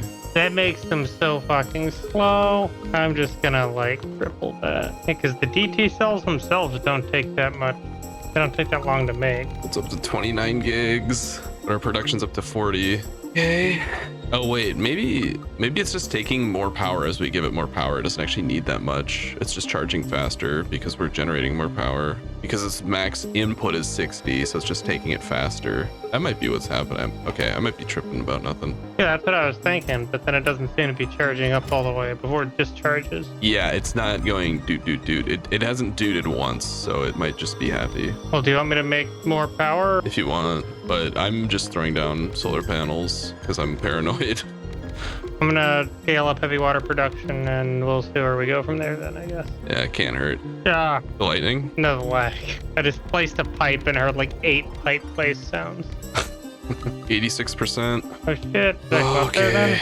Wait, this isn't the end though, right? No, there's this, then we need to research 5,000 with energy science 4 and all the other 4s and matter science 1 for some fucking reason. And then fly in a spaceship for 10 minutes, going 250 miles an hour with a Nexus in it. Oh, But I mean, the ship that I showed you, that one goes like almost 250. So it needs like 1 more engine or to be slightly smaller and it'll do it. And antimatter fuel drains extremely slowly and each engine takes a very small amount of power. That should be easy if we can get the research done, which I think our supply chains are good enough to get through, but we'll see, I guess. 93%. Yep. 94. Are we there yet, Sauce Man? Is the game playing on your hard drive's existence? Dude, you came in at the perfect time. We're right about to activate an alien transceiver, which is like part 1 of 3 of the end. The end times, we love it. Then you can come play Borderlands 2. Oh, dude, nothing would make me happier. Almost there. We're almost there, Sauce Daddy. How's your weekends going, guys? Dude, it's good. It's been this, Okay. but it's almost done is what it seems like. Oh, 99%. Oh baby, dude, I'm slamming the activate button when it comes up, like frame 1. Come on, it says Got a frame 100%. There we go, got it.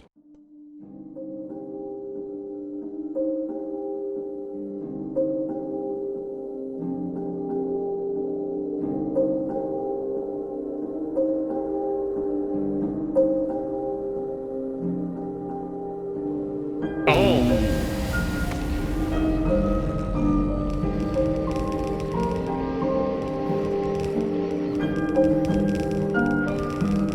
Maybe you shouldn't have put that in the center of the base. You blow it up? It did blow up, yeah. Did literally blow. Okay, It well, destroyed a bunch of shit, yeah. it created some lag. I mean, that's just, Well, it's probably because the bots are trying to fix up all the science now. dude, that's so funny. Just blow up the fucking science. Well, it doesn't look like it destroyed any items. It just blew up the belt. Yeah, that's just the belts. Oh, The spaghetti? some of the splitters can't be Oh replaced. god, it damaged like everything. Fuck. Well, that's fun. Oh my god, dude. Alright, well. I guess I didn't know what to expect. I should have expected that. But, Where'd you put the science? Oh, Singularity Labs. Okay. Well, hey, at least we have a lot of power now. yeah. So you sure can do. see how big the detonation was if you will go into the map, because it shows all the repair orders. Oh in my the god, circle. dude, that's. Oh. Dude, yeah, the creator of this mod's just like, hey, fuck you and your computer have some lag now that you Yeah. fucking got here. Perfect timing. Dude, that's so funny. Oh my god. Alright, science is back up. Hey, we're 10% of the way to the spaceship victory, so that's good. Yes, just with what was like in the fucking thing. Dude, if it actually blew the labs up, I probably would have just reloaded the save. Okay, now this right here is fucking lag. This is, it's so fucking funny, dude. There's probably one more thing that we should get before we do it, which is matter cubes, For what? so that we can store more matter on the ship, because it has to fly for 10 minutes and I don't know how long the fuel cells are gonna last. 10 minutes. They just bring more fuel cells? Yeah, I suppose. Wait, is this belt full? Always has been. Apparently. Huh. I think I know what to do. It might have blown up the combinators and just flooded the. You just want me to strip the belt? No. There's, because it counts, there's a combinator logic. So this combinator L tells how many science should be on the belt of each type. So I'm gonna set it to 0. Then if you want to get all of the science off the belt, just like hold F. Okay, now this is fucking lag. Jesus Christ. Like a swarm of fucking bees here. Okay, now Okay. we're going to reset the memory cell. Let's see here.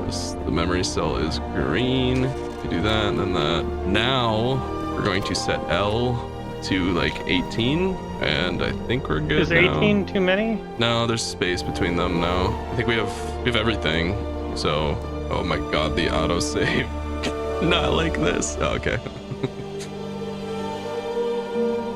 Oh my god.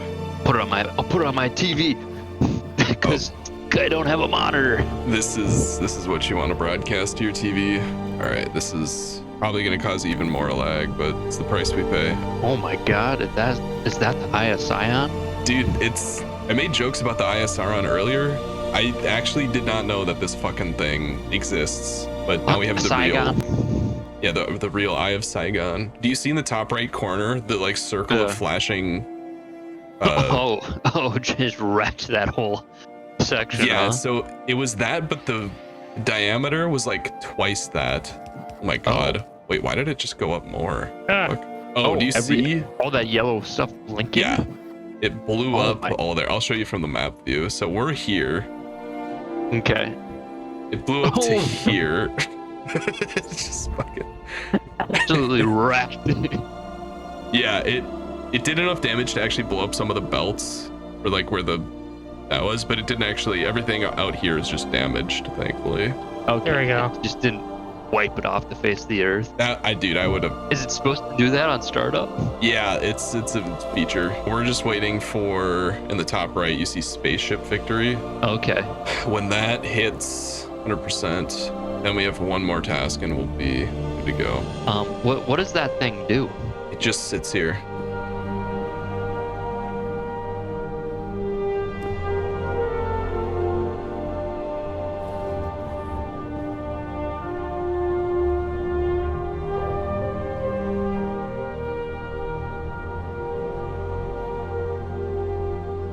Oh, that spaceship's way Yes. bigger than the last one. Holy shit. Yeah. Gonna be getting rid of this.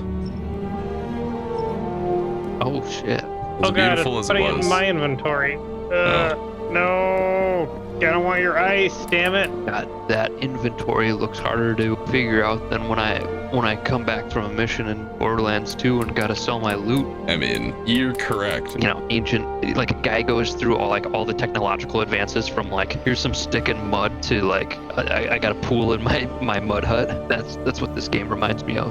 That is what this game is. This game is just building fucking mud huts. Obviously, this guy's got his like needs met. I feel like he's only going back home for Putang. Yeah, I feel like this is better than home. We're making like singularities and shit. We could make the like Suckatron 3000 with like a black hole to suck extra harder or something. I think the only thing this guy's going home for is like his wife or something. His dog.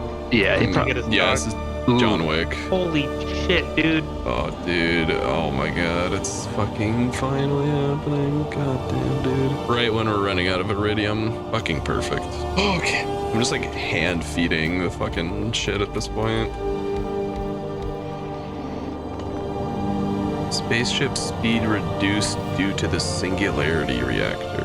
What? I don't know. Maybe it wants you to do this with antimatter reactors. Depends on how much speed the fucking thing takes. 50%. I'm gonna test something in the spaceship real quick. That's checking the structural integrity. Oh, back to my corner. Okay, it looks like singularity reactors can't be used to do this. It has to be done with the other reactors, which is fine. I'm also gonna scale this ship down by quite a bit because it goes faster if it's smaller.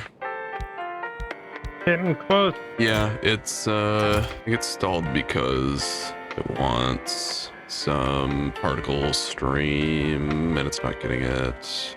How is that still not fucking got me? I think I'm gonna go to bed. Good night. Good night. The transceiver activated, the wind condition almost researched, the literal end seemed just around the corner. Over 500 hours, 300 million copper wire, 52,000 red belts. If you would have told me any of these numbers before I started, I wouldn't have believed you. My playtime in this mod is now 42% of my total Factorio time, and I had 700 hours going in.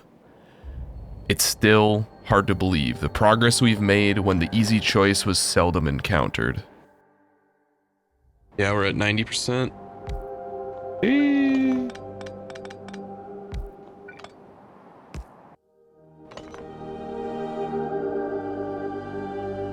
Hell yeah. And so, the engineer who had crash-landed on Navis did the unthinkable and built an empire one piece at a time. And the universe was forever changed. The unassuming paradise vacation planet Morrigan steadily grew as time went on, blossoming into a major hub for transportation and manufacturing alike. The vast oil wells provided an abundance of plastic and sulfur, while the reserves of erudite and immersite provided a stream of valuable resources rarely found anywhere else. This came at a high pollution cost, and as the revenue from materials climbed, a steady parallel decrease was observed in the tourism sector. With the threat of biter meteors finally neutralized by Sir Wozzle's meteor defense installations, the small volcanic planet of Infamani was free to industrialize its volcanic mining and processing operations. Being one of the oldest colonies, the machines are outdated, but respect must be paid to their craftsmanship and longevity. Some miners refuse to give in, even with the heavy dents and scratches trademark of a biter invasion. A once promising haven of Cryonite, Avorion's brutal climate combined with its complete lack of water proved too much for the engineers to work with. If you're lucky enough to scrape out any details, engineers occasionally mention how much is unknown about the planet and what it could have been, but never with a smile.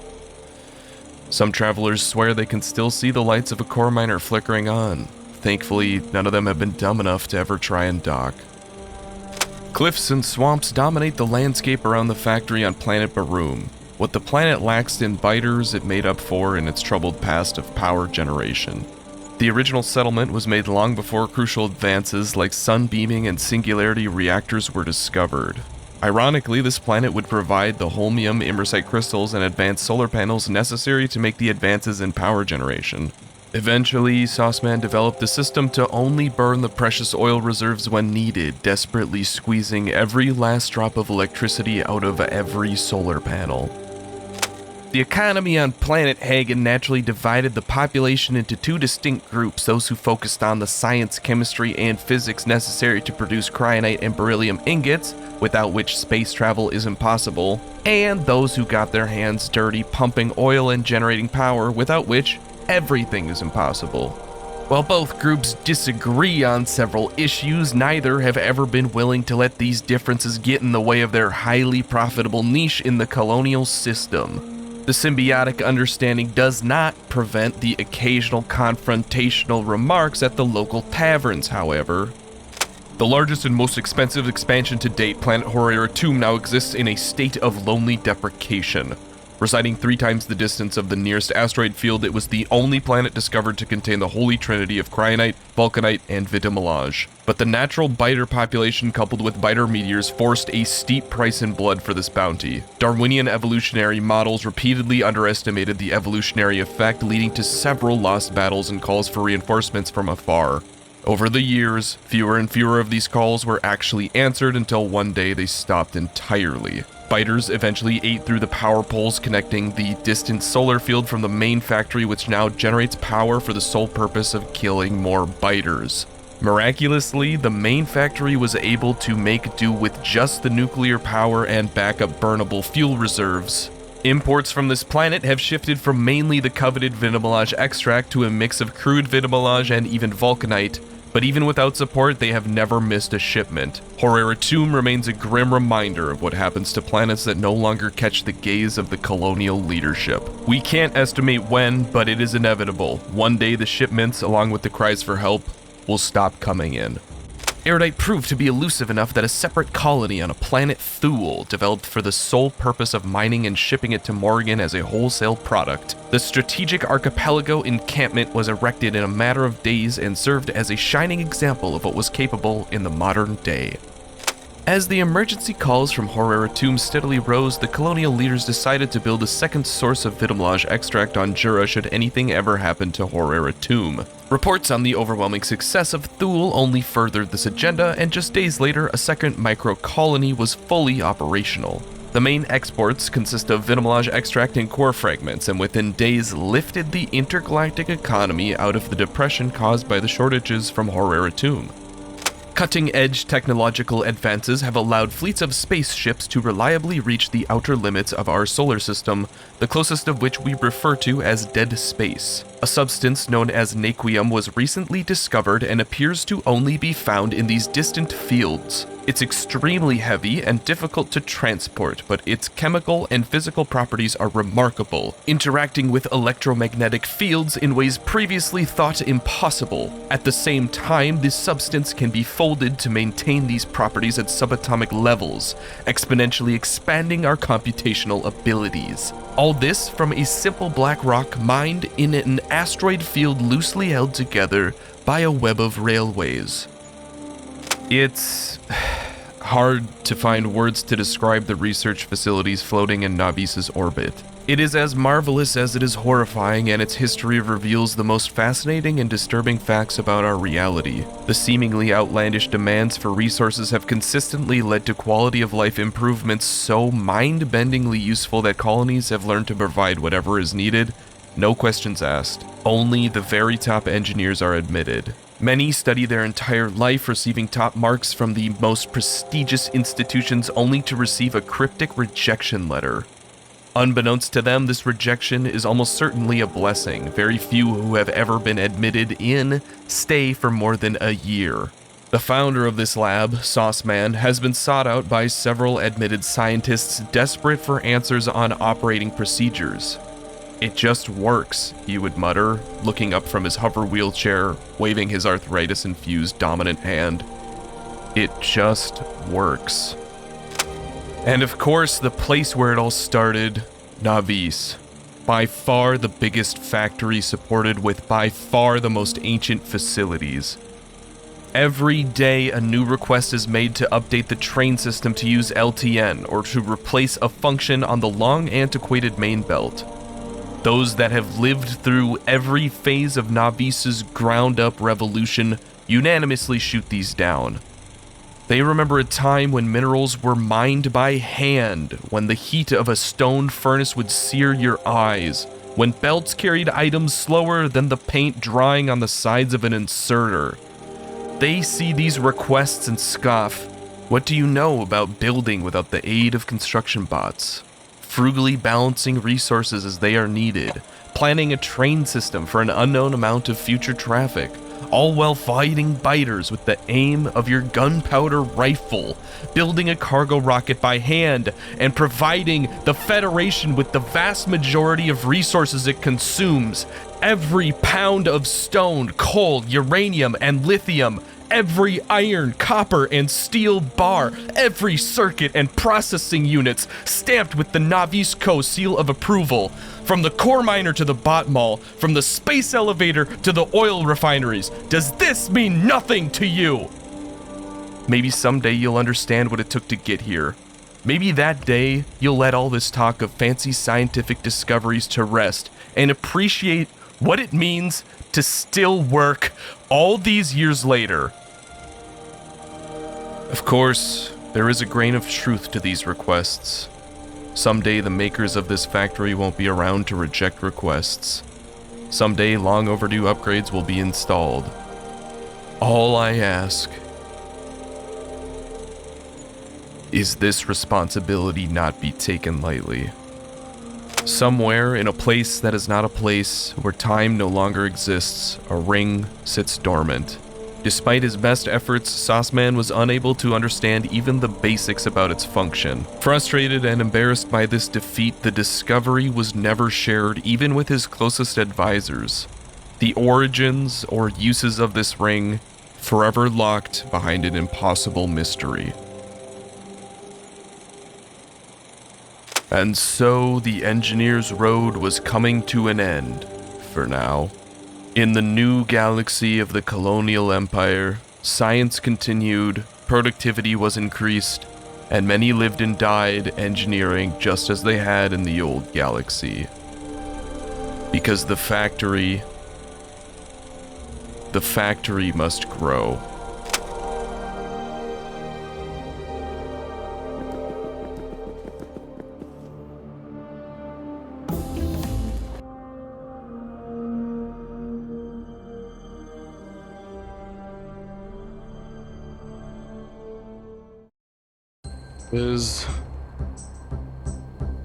Alright, just gotta make the ship do the thing.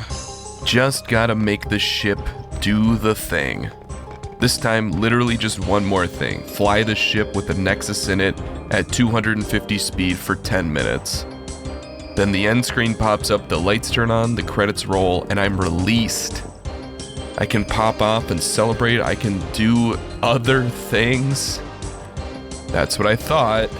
And somehow, over 500 hours later, I still didn't learn the most fundamental lesson this mod can teach you. Never underestimate anything. Let's get into it one last time. I've had the ship running at close to 250 speed before, and coming in, I thought I could just dunk this easily. Well, not so fast. First, singularity reactors don't work. It's not mentioned anywhere until you put a reactor on a ship and you'll get this pop-up for a random debuff and all your storage capacity is taken away. Which is so in character for everything that's happened. Of course there would be some arbitrary, esoteric, unwritten rule like, actually you can't just do a thing that you researched. That thing can only be done on even number turned when there are 7 or more bureaucracy counters on a tapped green, yellow permanent unit opponent co-control.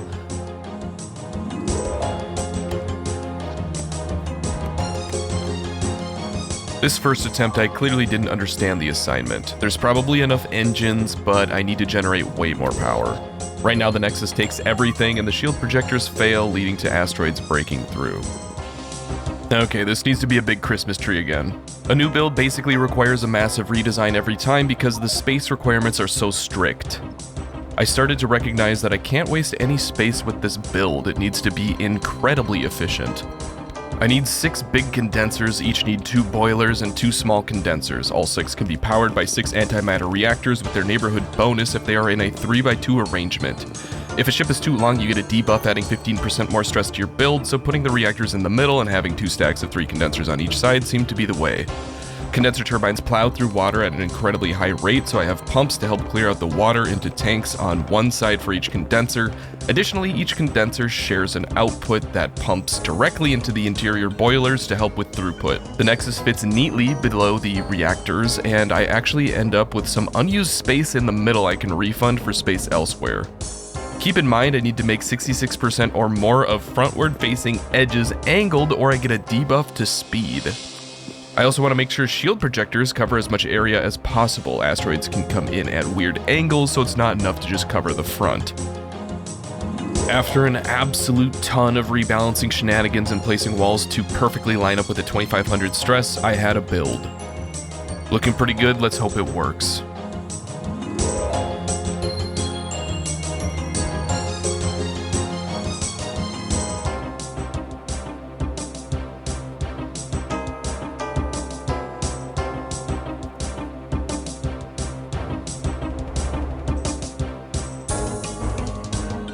It flies well, I'm just not quite getting to 250 speed with 2 engines disabled.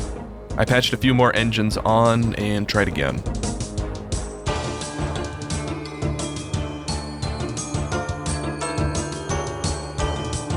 Better this time, but asteroids can sneak through the cracks. On the way back, I noticed something that made my heart drop. We're so close. The countdown timer actually started. Suspending a shield generator here plugs these holes.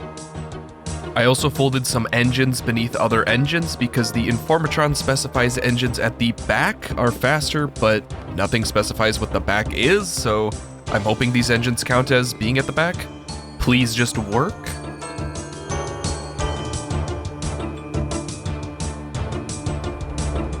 And the engines don't count as the back, and it's too slow.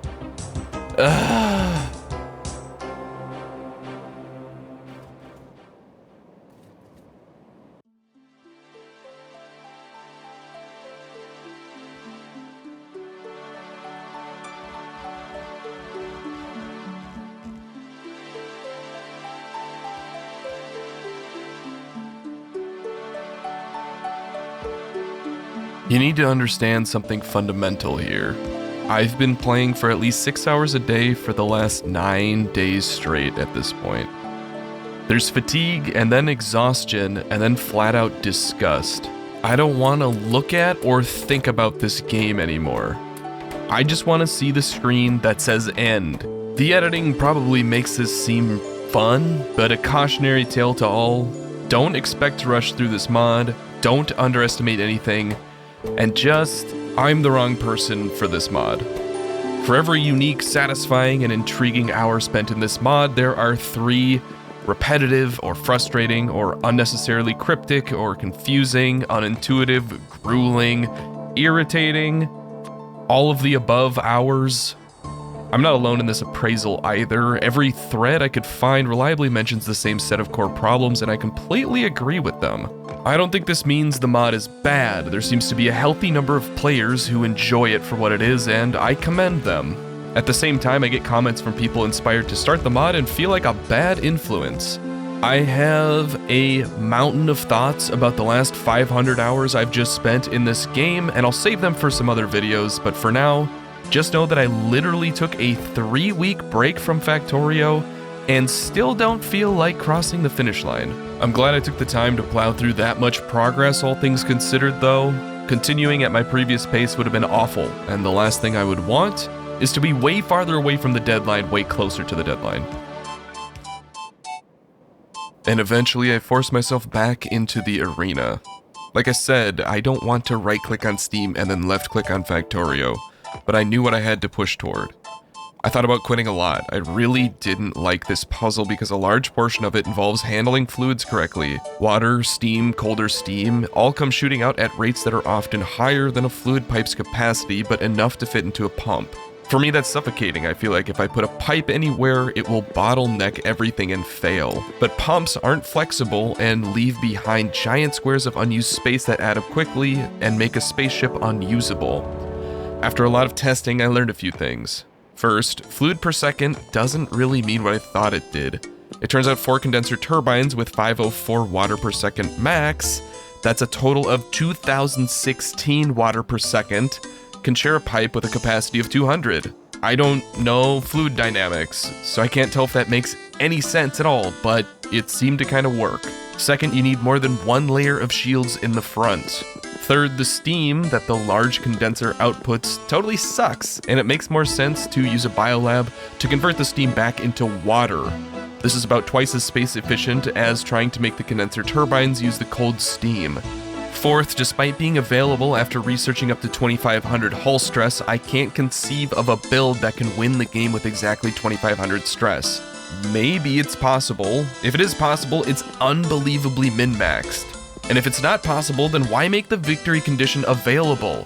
Why is there so much gaslighting going on? Just tell me things, anything, really. I don't think the magic and accomplishment would be diminished if the information about whether or not this is possible is available. In any case, they all led me toward an updated build here. As time went on, I realized something more important. The frustration was slowing me down more than anything. I needed to take note of what was happening with the ship and make tweaks based on the feedback, not complain about what was in front of me. I have 16 hours of footage I'm not including of just failing over and over, and it's too painful to think about. But maybe that'd be a good bloopers video. Anyway, this build was the culmination of all of that, and it is so promising.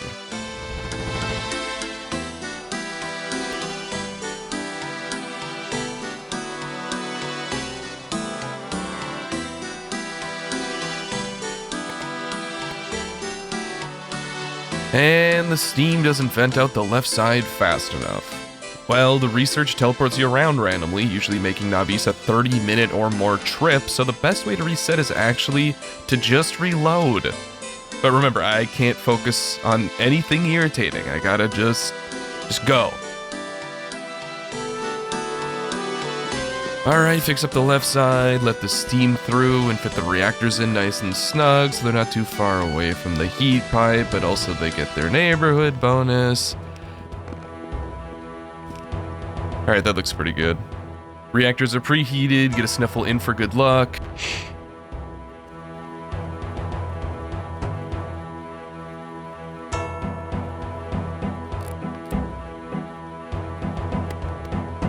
Speed's looking good, countdown timer came down, better than average, alright. Okay, power looks really healthy. While that looks good, it's important to remember that all the fluids exist in the system. If they choke up, this is gonna go from 100 to 0 real fast.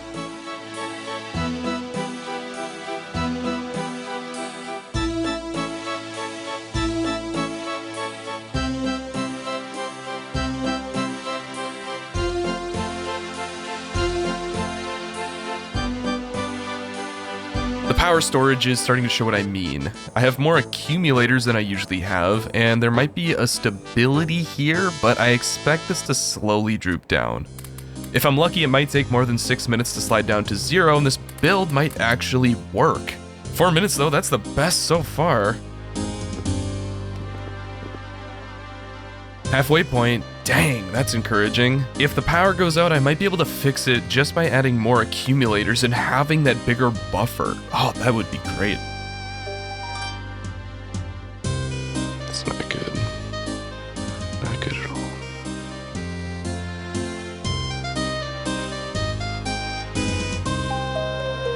God damn it, dude.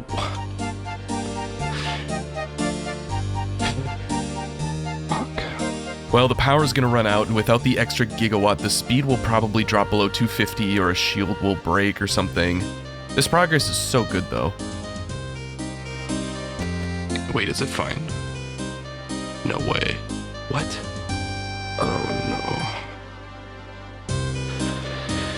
Okay, this is crazy. Under 2 minutes to go. I honestly can't see how this goes well without the power. I don't even know how it's still going. It just feels like it's going to break. That's all I've really known. I just dread it. Come on. It's under a minute. No way.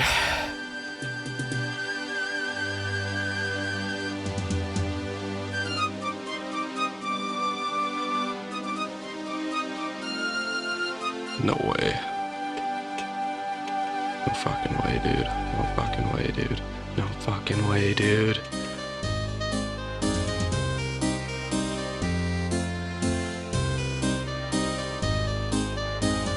Come on. Just do it. Just do it. Please. Oh my god, 10 seconds.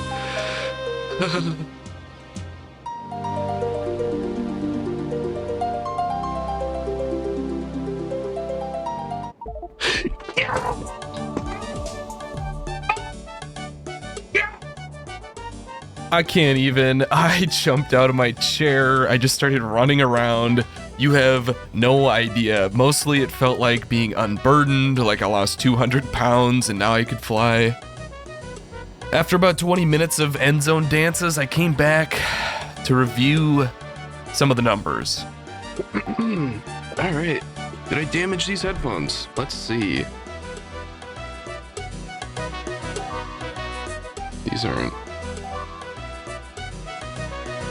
Oh no, Infamani's dying. Oh, what am I gonna fucking do? You know what I'm gonna fucking do? I'm gonna close the fucking game and never give a flying fuck about that stupid fucking planet or fucking biter meteors or building this stupid fucking ship.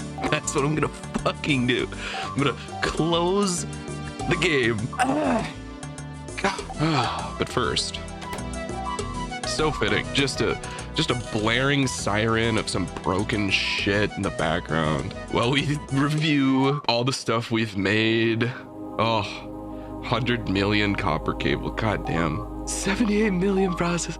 I was burning through that. Oh my god.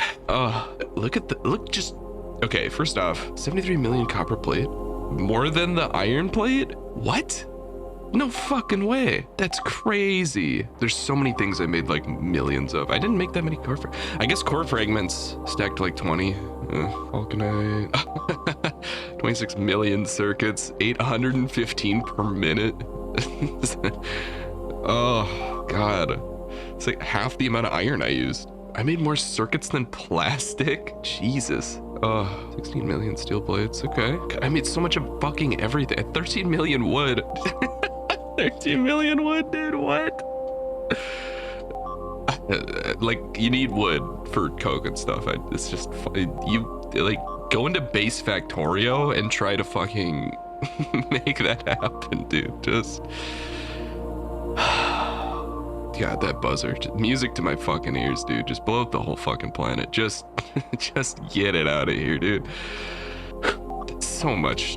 That's so much. All right, wow. Okay, I guess that kind of makes sense. That's just so many. Oh my, I plowed through the a million uranium. Just, Jesus Christ. Concrete's the last thing in a million. Wow, and this made 1 million material testing packs. Holy fuck, that's, God. I made so many less rocket control units. Wonder if that's because they were like recycled in the capsules when they went to space. Man, that really caught up. Holy shit. So, God, the science. There's so much science. 205,000 fucking fast red belt. What? It's gotta be used in science, right? Like, there's no way. I used almost as many of those as I used bullets. Just for every time I shot a biter, I put down a transport belt. Heavy bearing. That's a lot. Wow.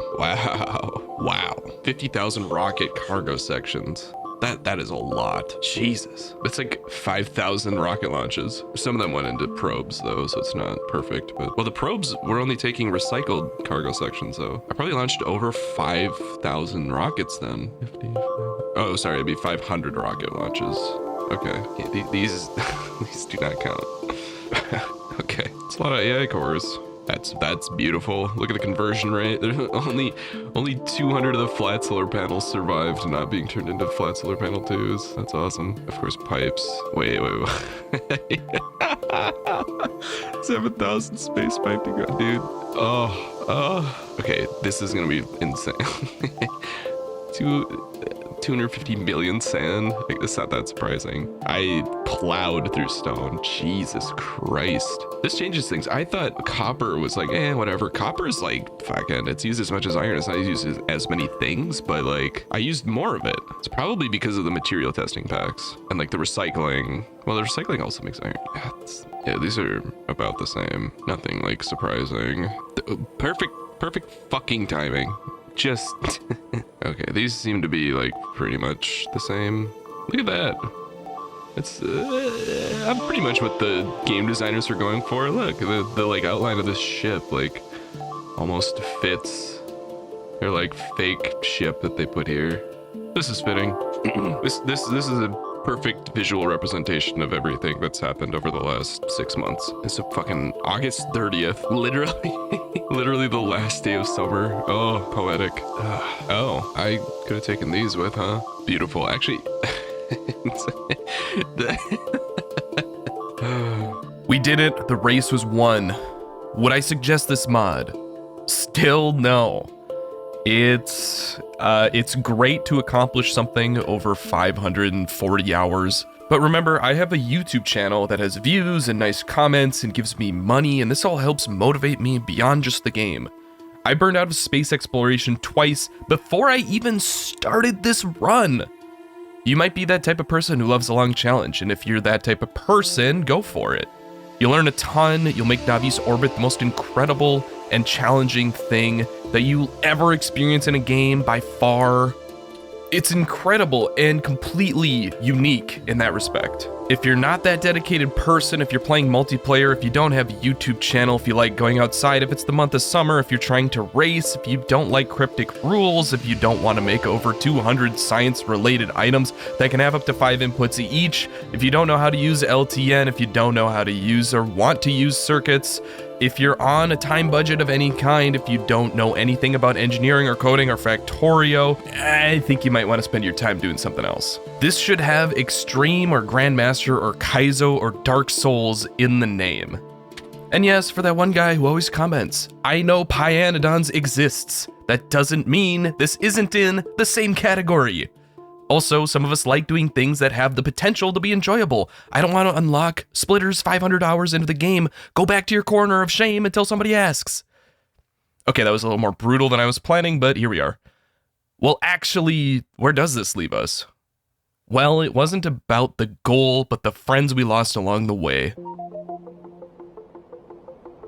In all seriousness, this run was pretty much only possible with Wozz's help. He did so much heavy lifting for 250 hours. I can feel him typing out a comment to deny this, but don't listen to his propaganda. Everyone else who appeared on these videos, saying only the most avant-garde things, thank you all a ton as well. This entire series wouldn't have been the same without you, and it means a ton for you to be in these. Well, I already mentioned I have a ton of thoughts, and I plan on converting these into videos, so stay tuned. If you feel like subscribing, I would appreciate that a lot. I have a goal of hitting 10 billion subscribers. We're already 0.0009% of the way there, and you could be the next sacrifice in a pile of numbers. And yes, there are other games I'll be playing and reviewing and giving my thoughts on. I've really loved the comments. Even the comments on negative things have helped me, so thanks a lot for giving me such a good time on my first series. I don't know if I'm gonna do something this long and hard, something this enduring and difficult in a while though, but for sure I'll be playing Factorio Space Age. I've already got some great ideas for how I want to do that. Anyway, that's all I got. I'm gonna go touch grass or something.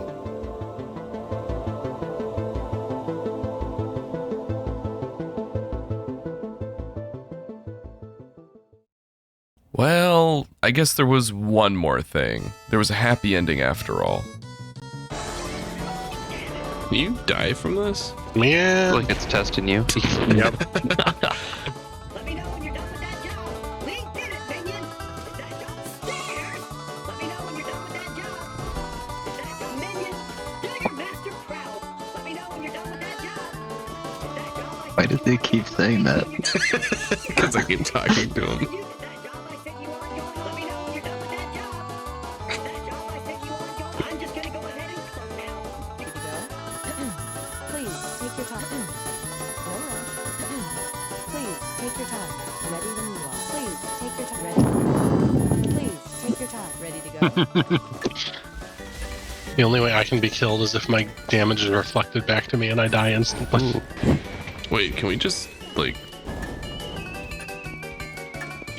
Ready to beat the game so we can start playing the real game? Which is, I still don't understand that. I love that you can just, like, interrupt whatever people are doing with, like, a cutscene. Oh, wait, why does this gun suck? I got his ass. I have 9 bullets. 9 bullets. I have 0 bullets. Just get up there and melee. Oh, I'm swimming in the drink. Oh my god, you're kidding. That fire breath even damage you guys? It instantly kills me. Okay. Oh, I'm about to eat the drink. I think we got his ass. It just fucking fell on me, dude, and killed me. What the fuck? This is the beginning of the game. Uh-oh. They all got here somehow and didn't help. Our 2012 polygons can only render so fast. This ain't no place for no heroes. Mordecai's Okay. entire family dies. He's like, you know what that means? Like, No rest for the wicked. Oh, I fell in the bad lava. Oh, so Kill me.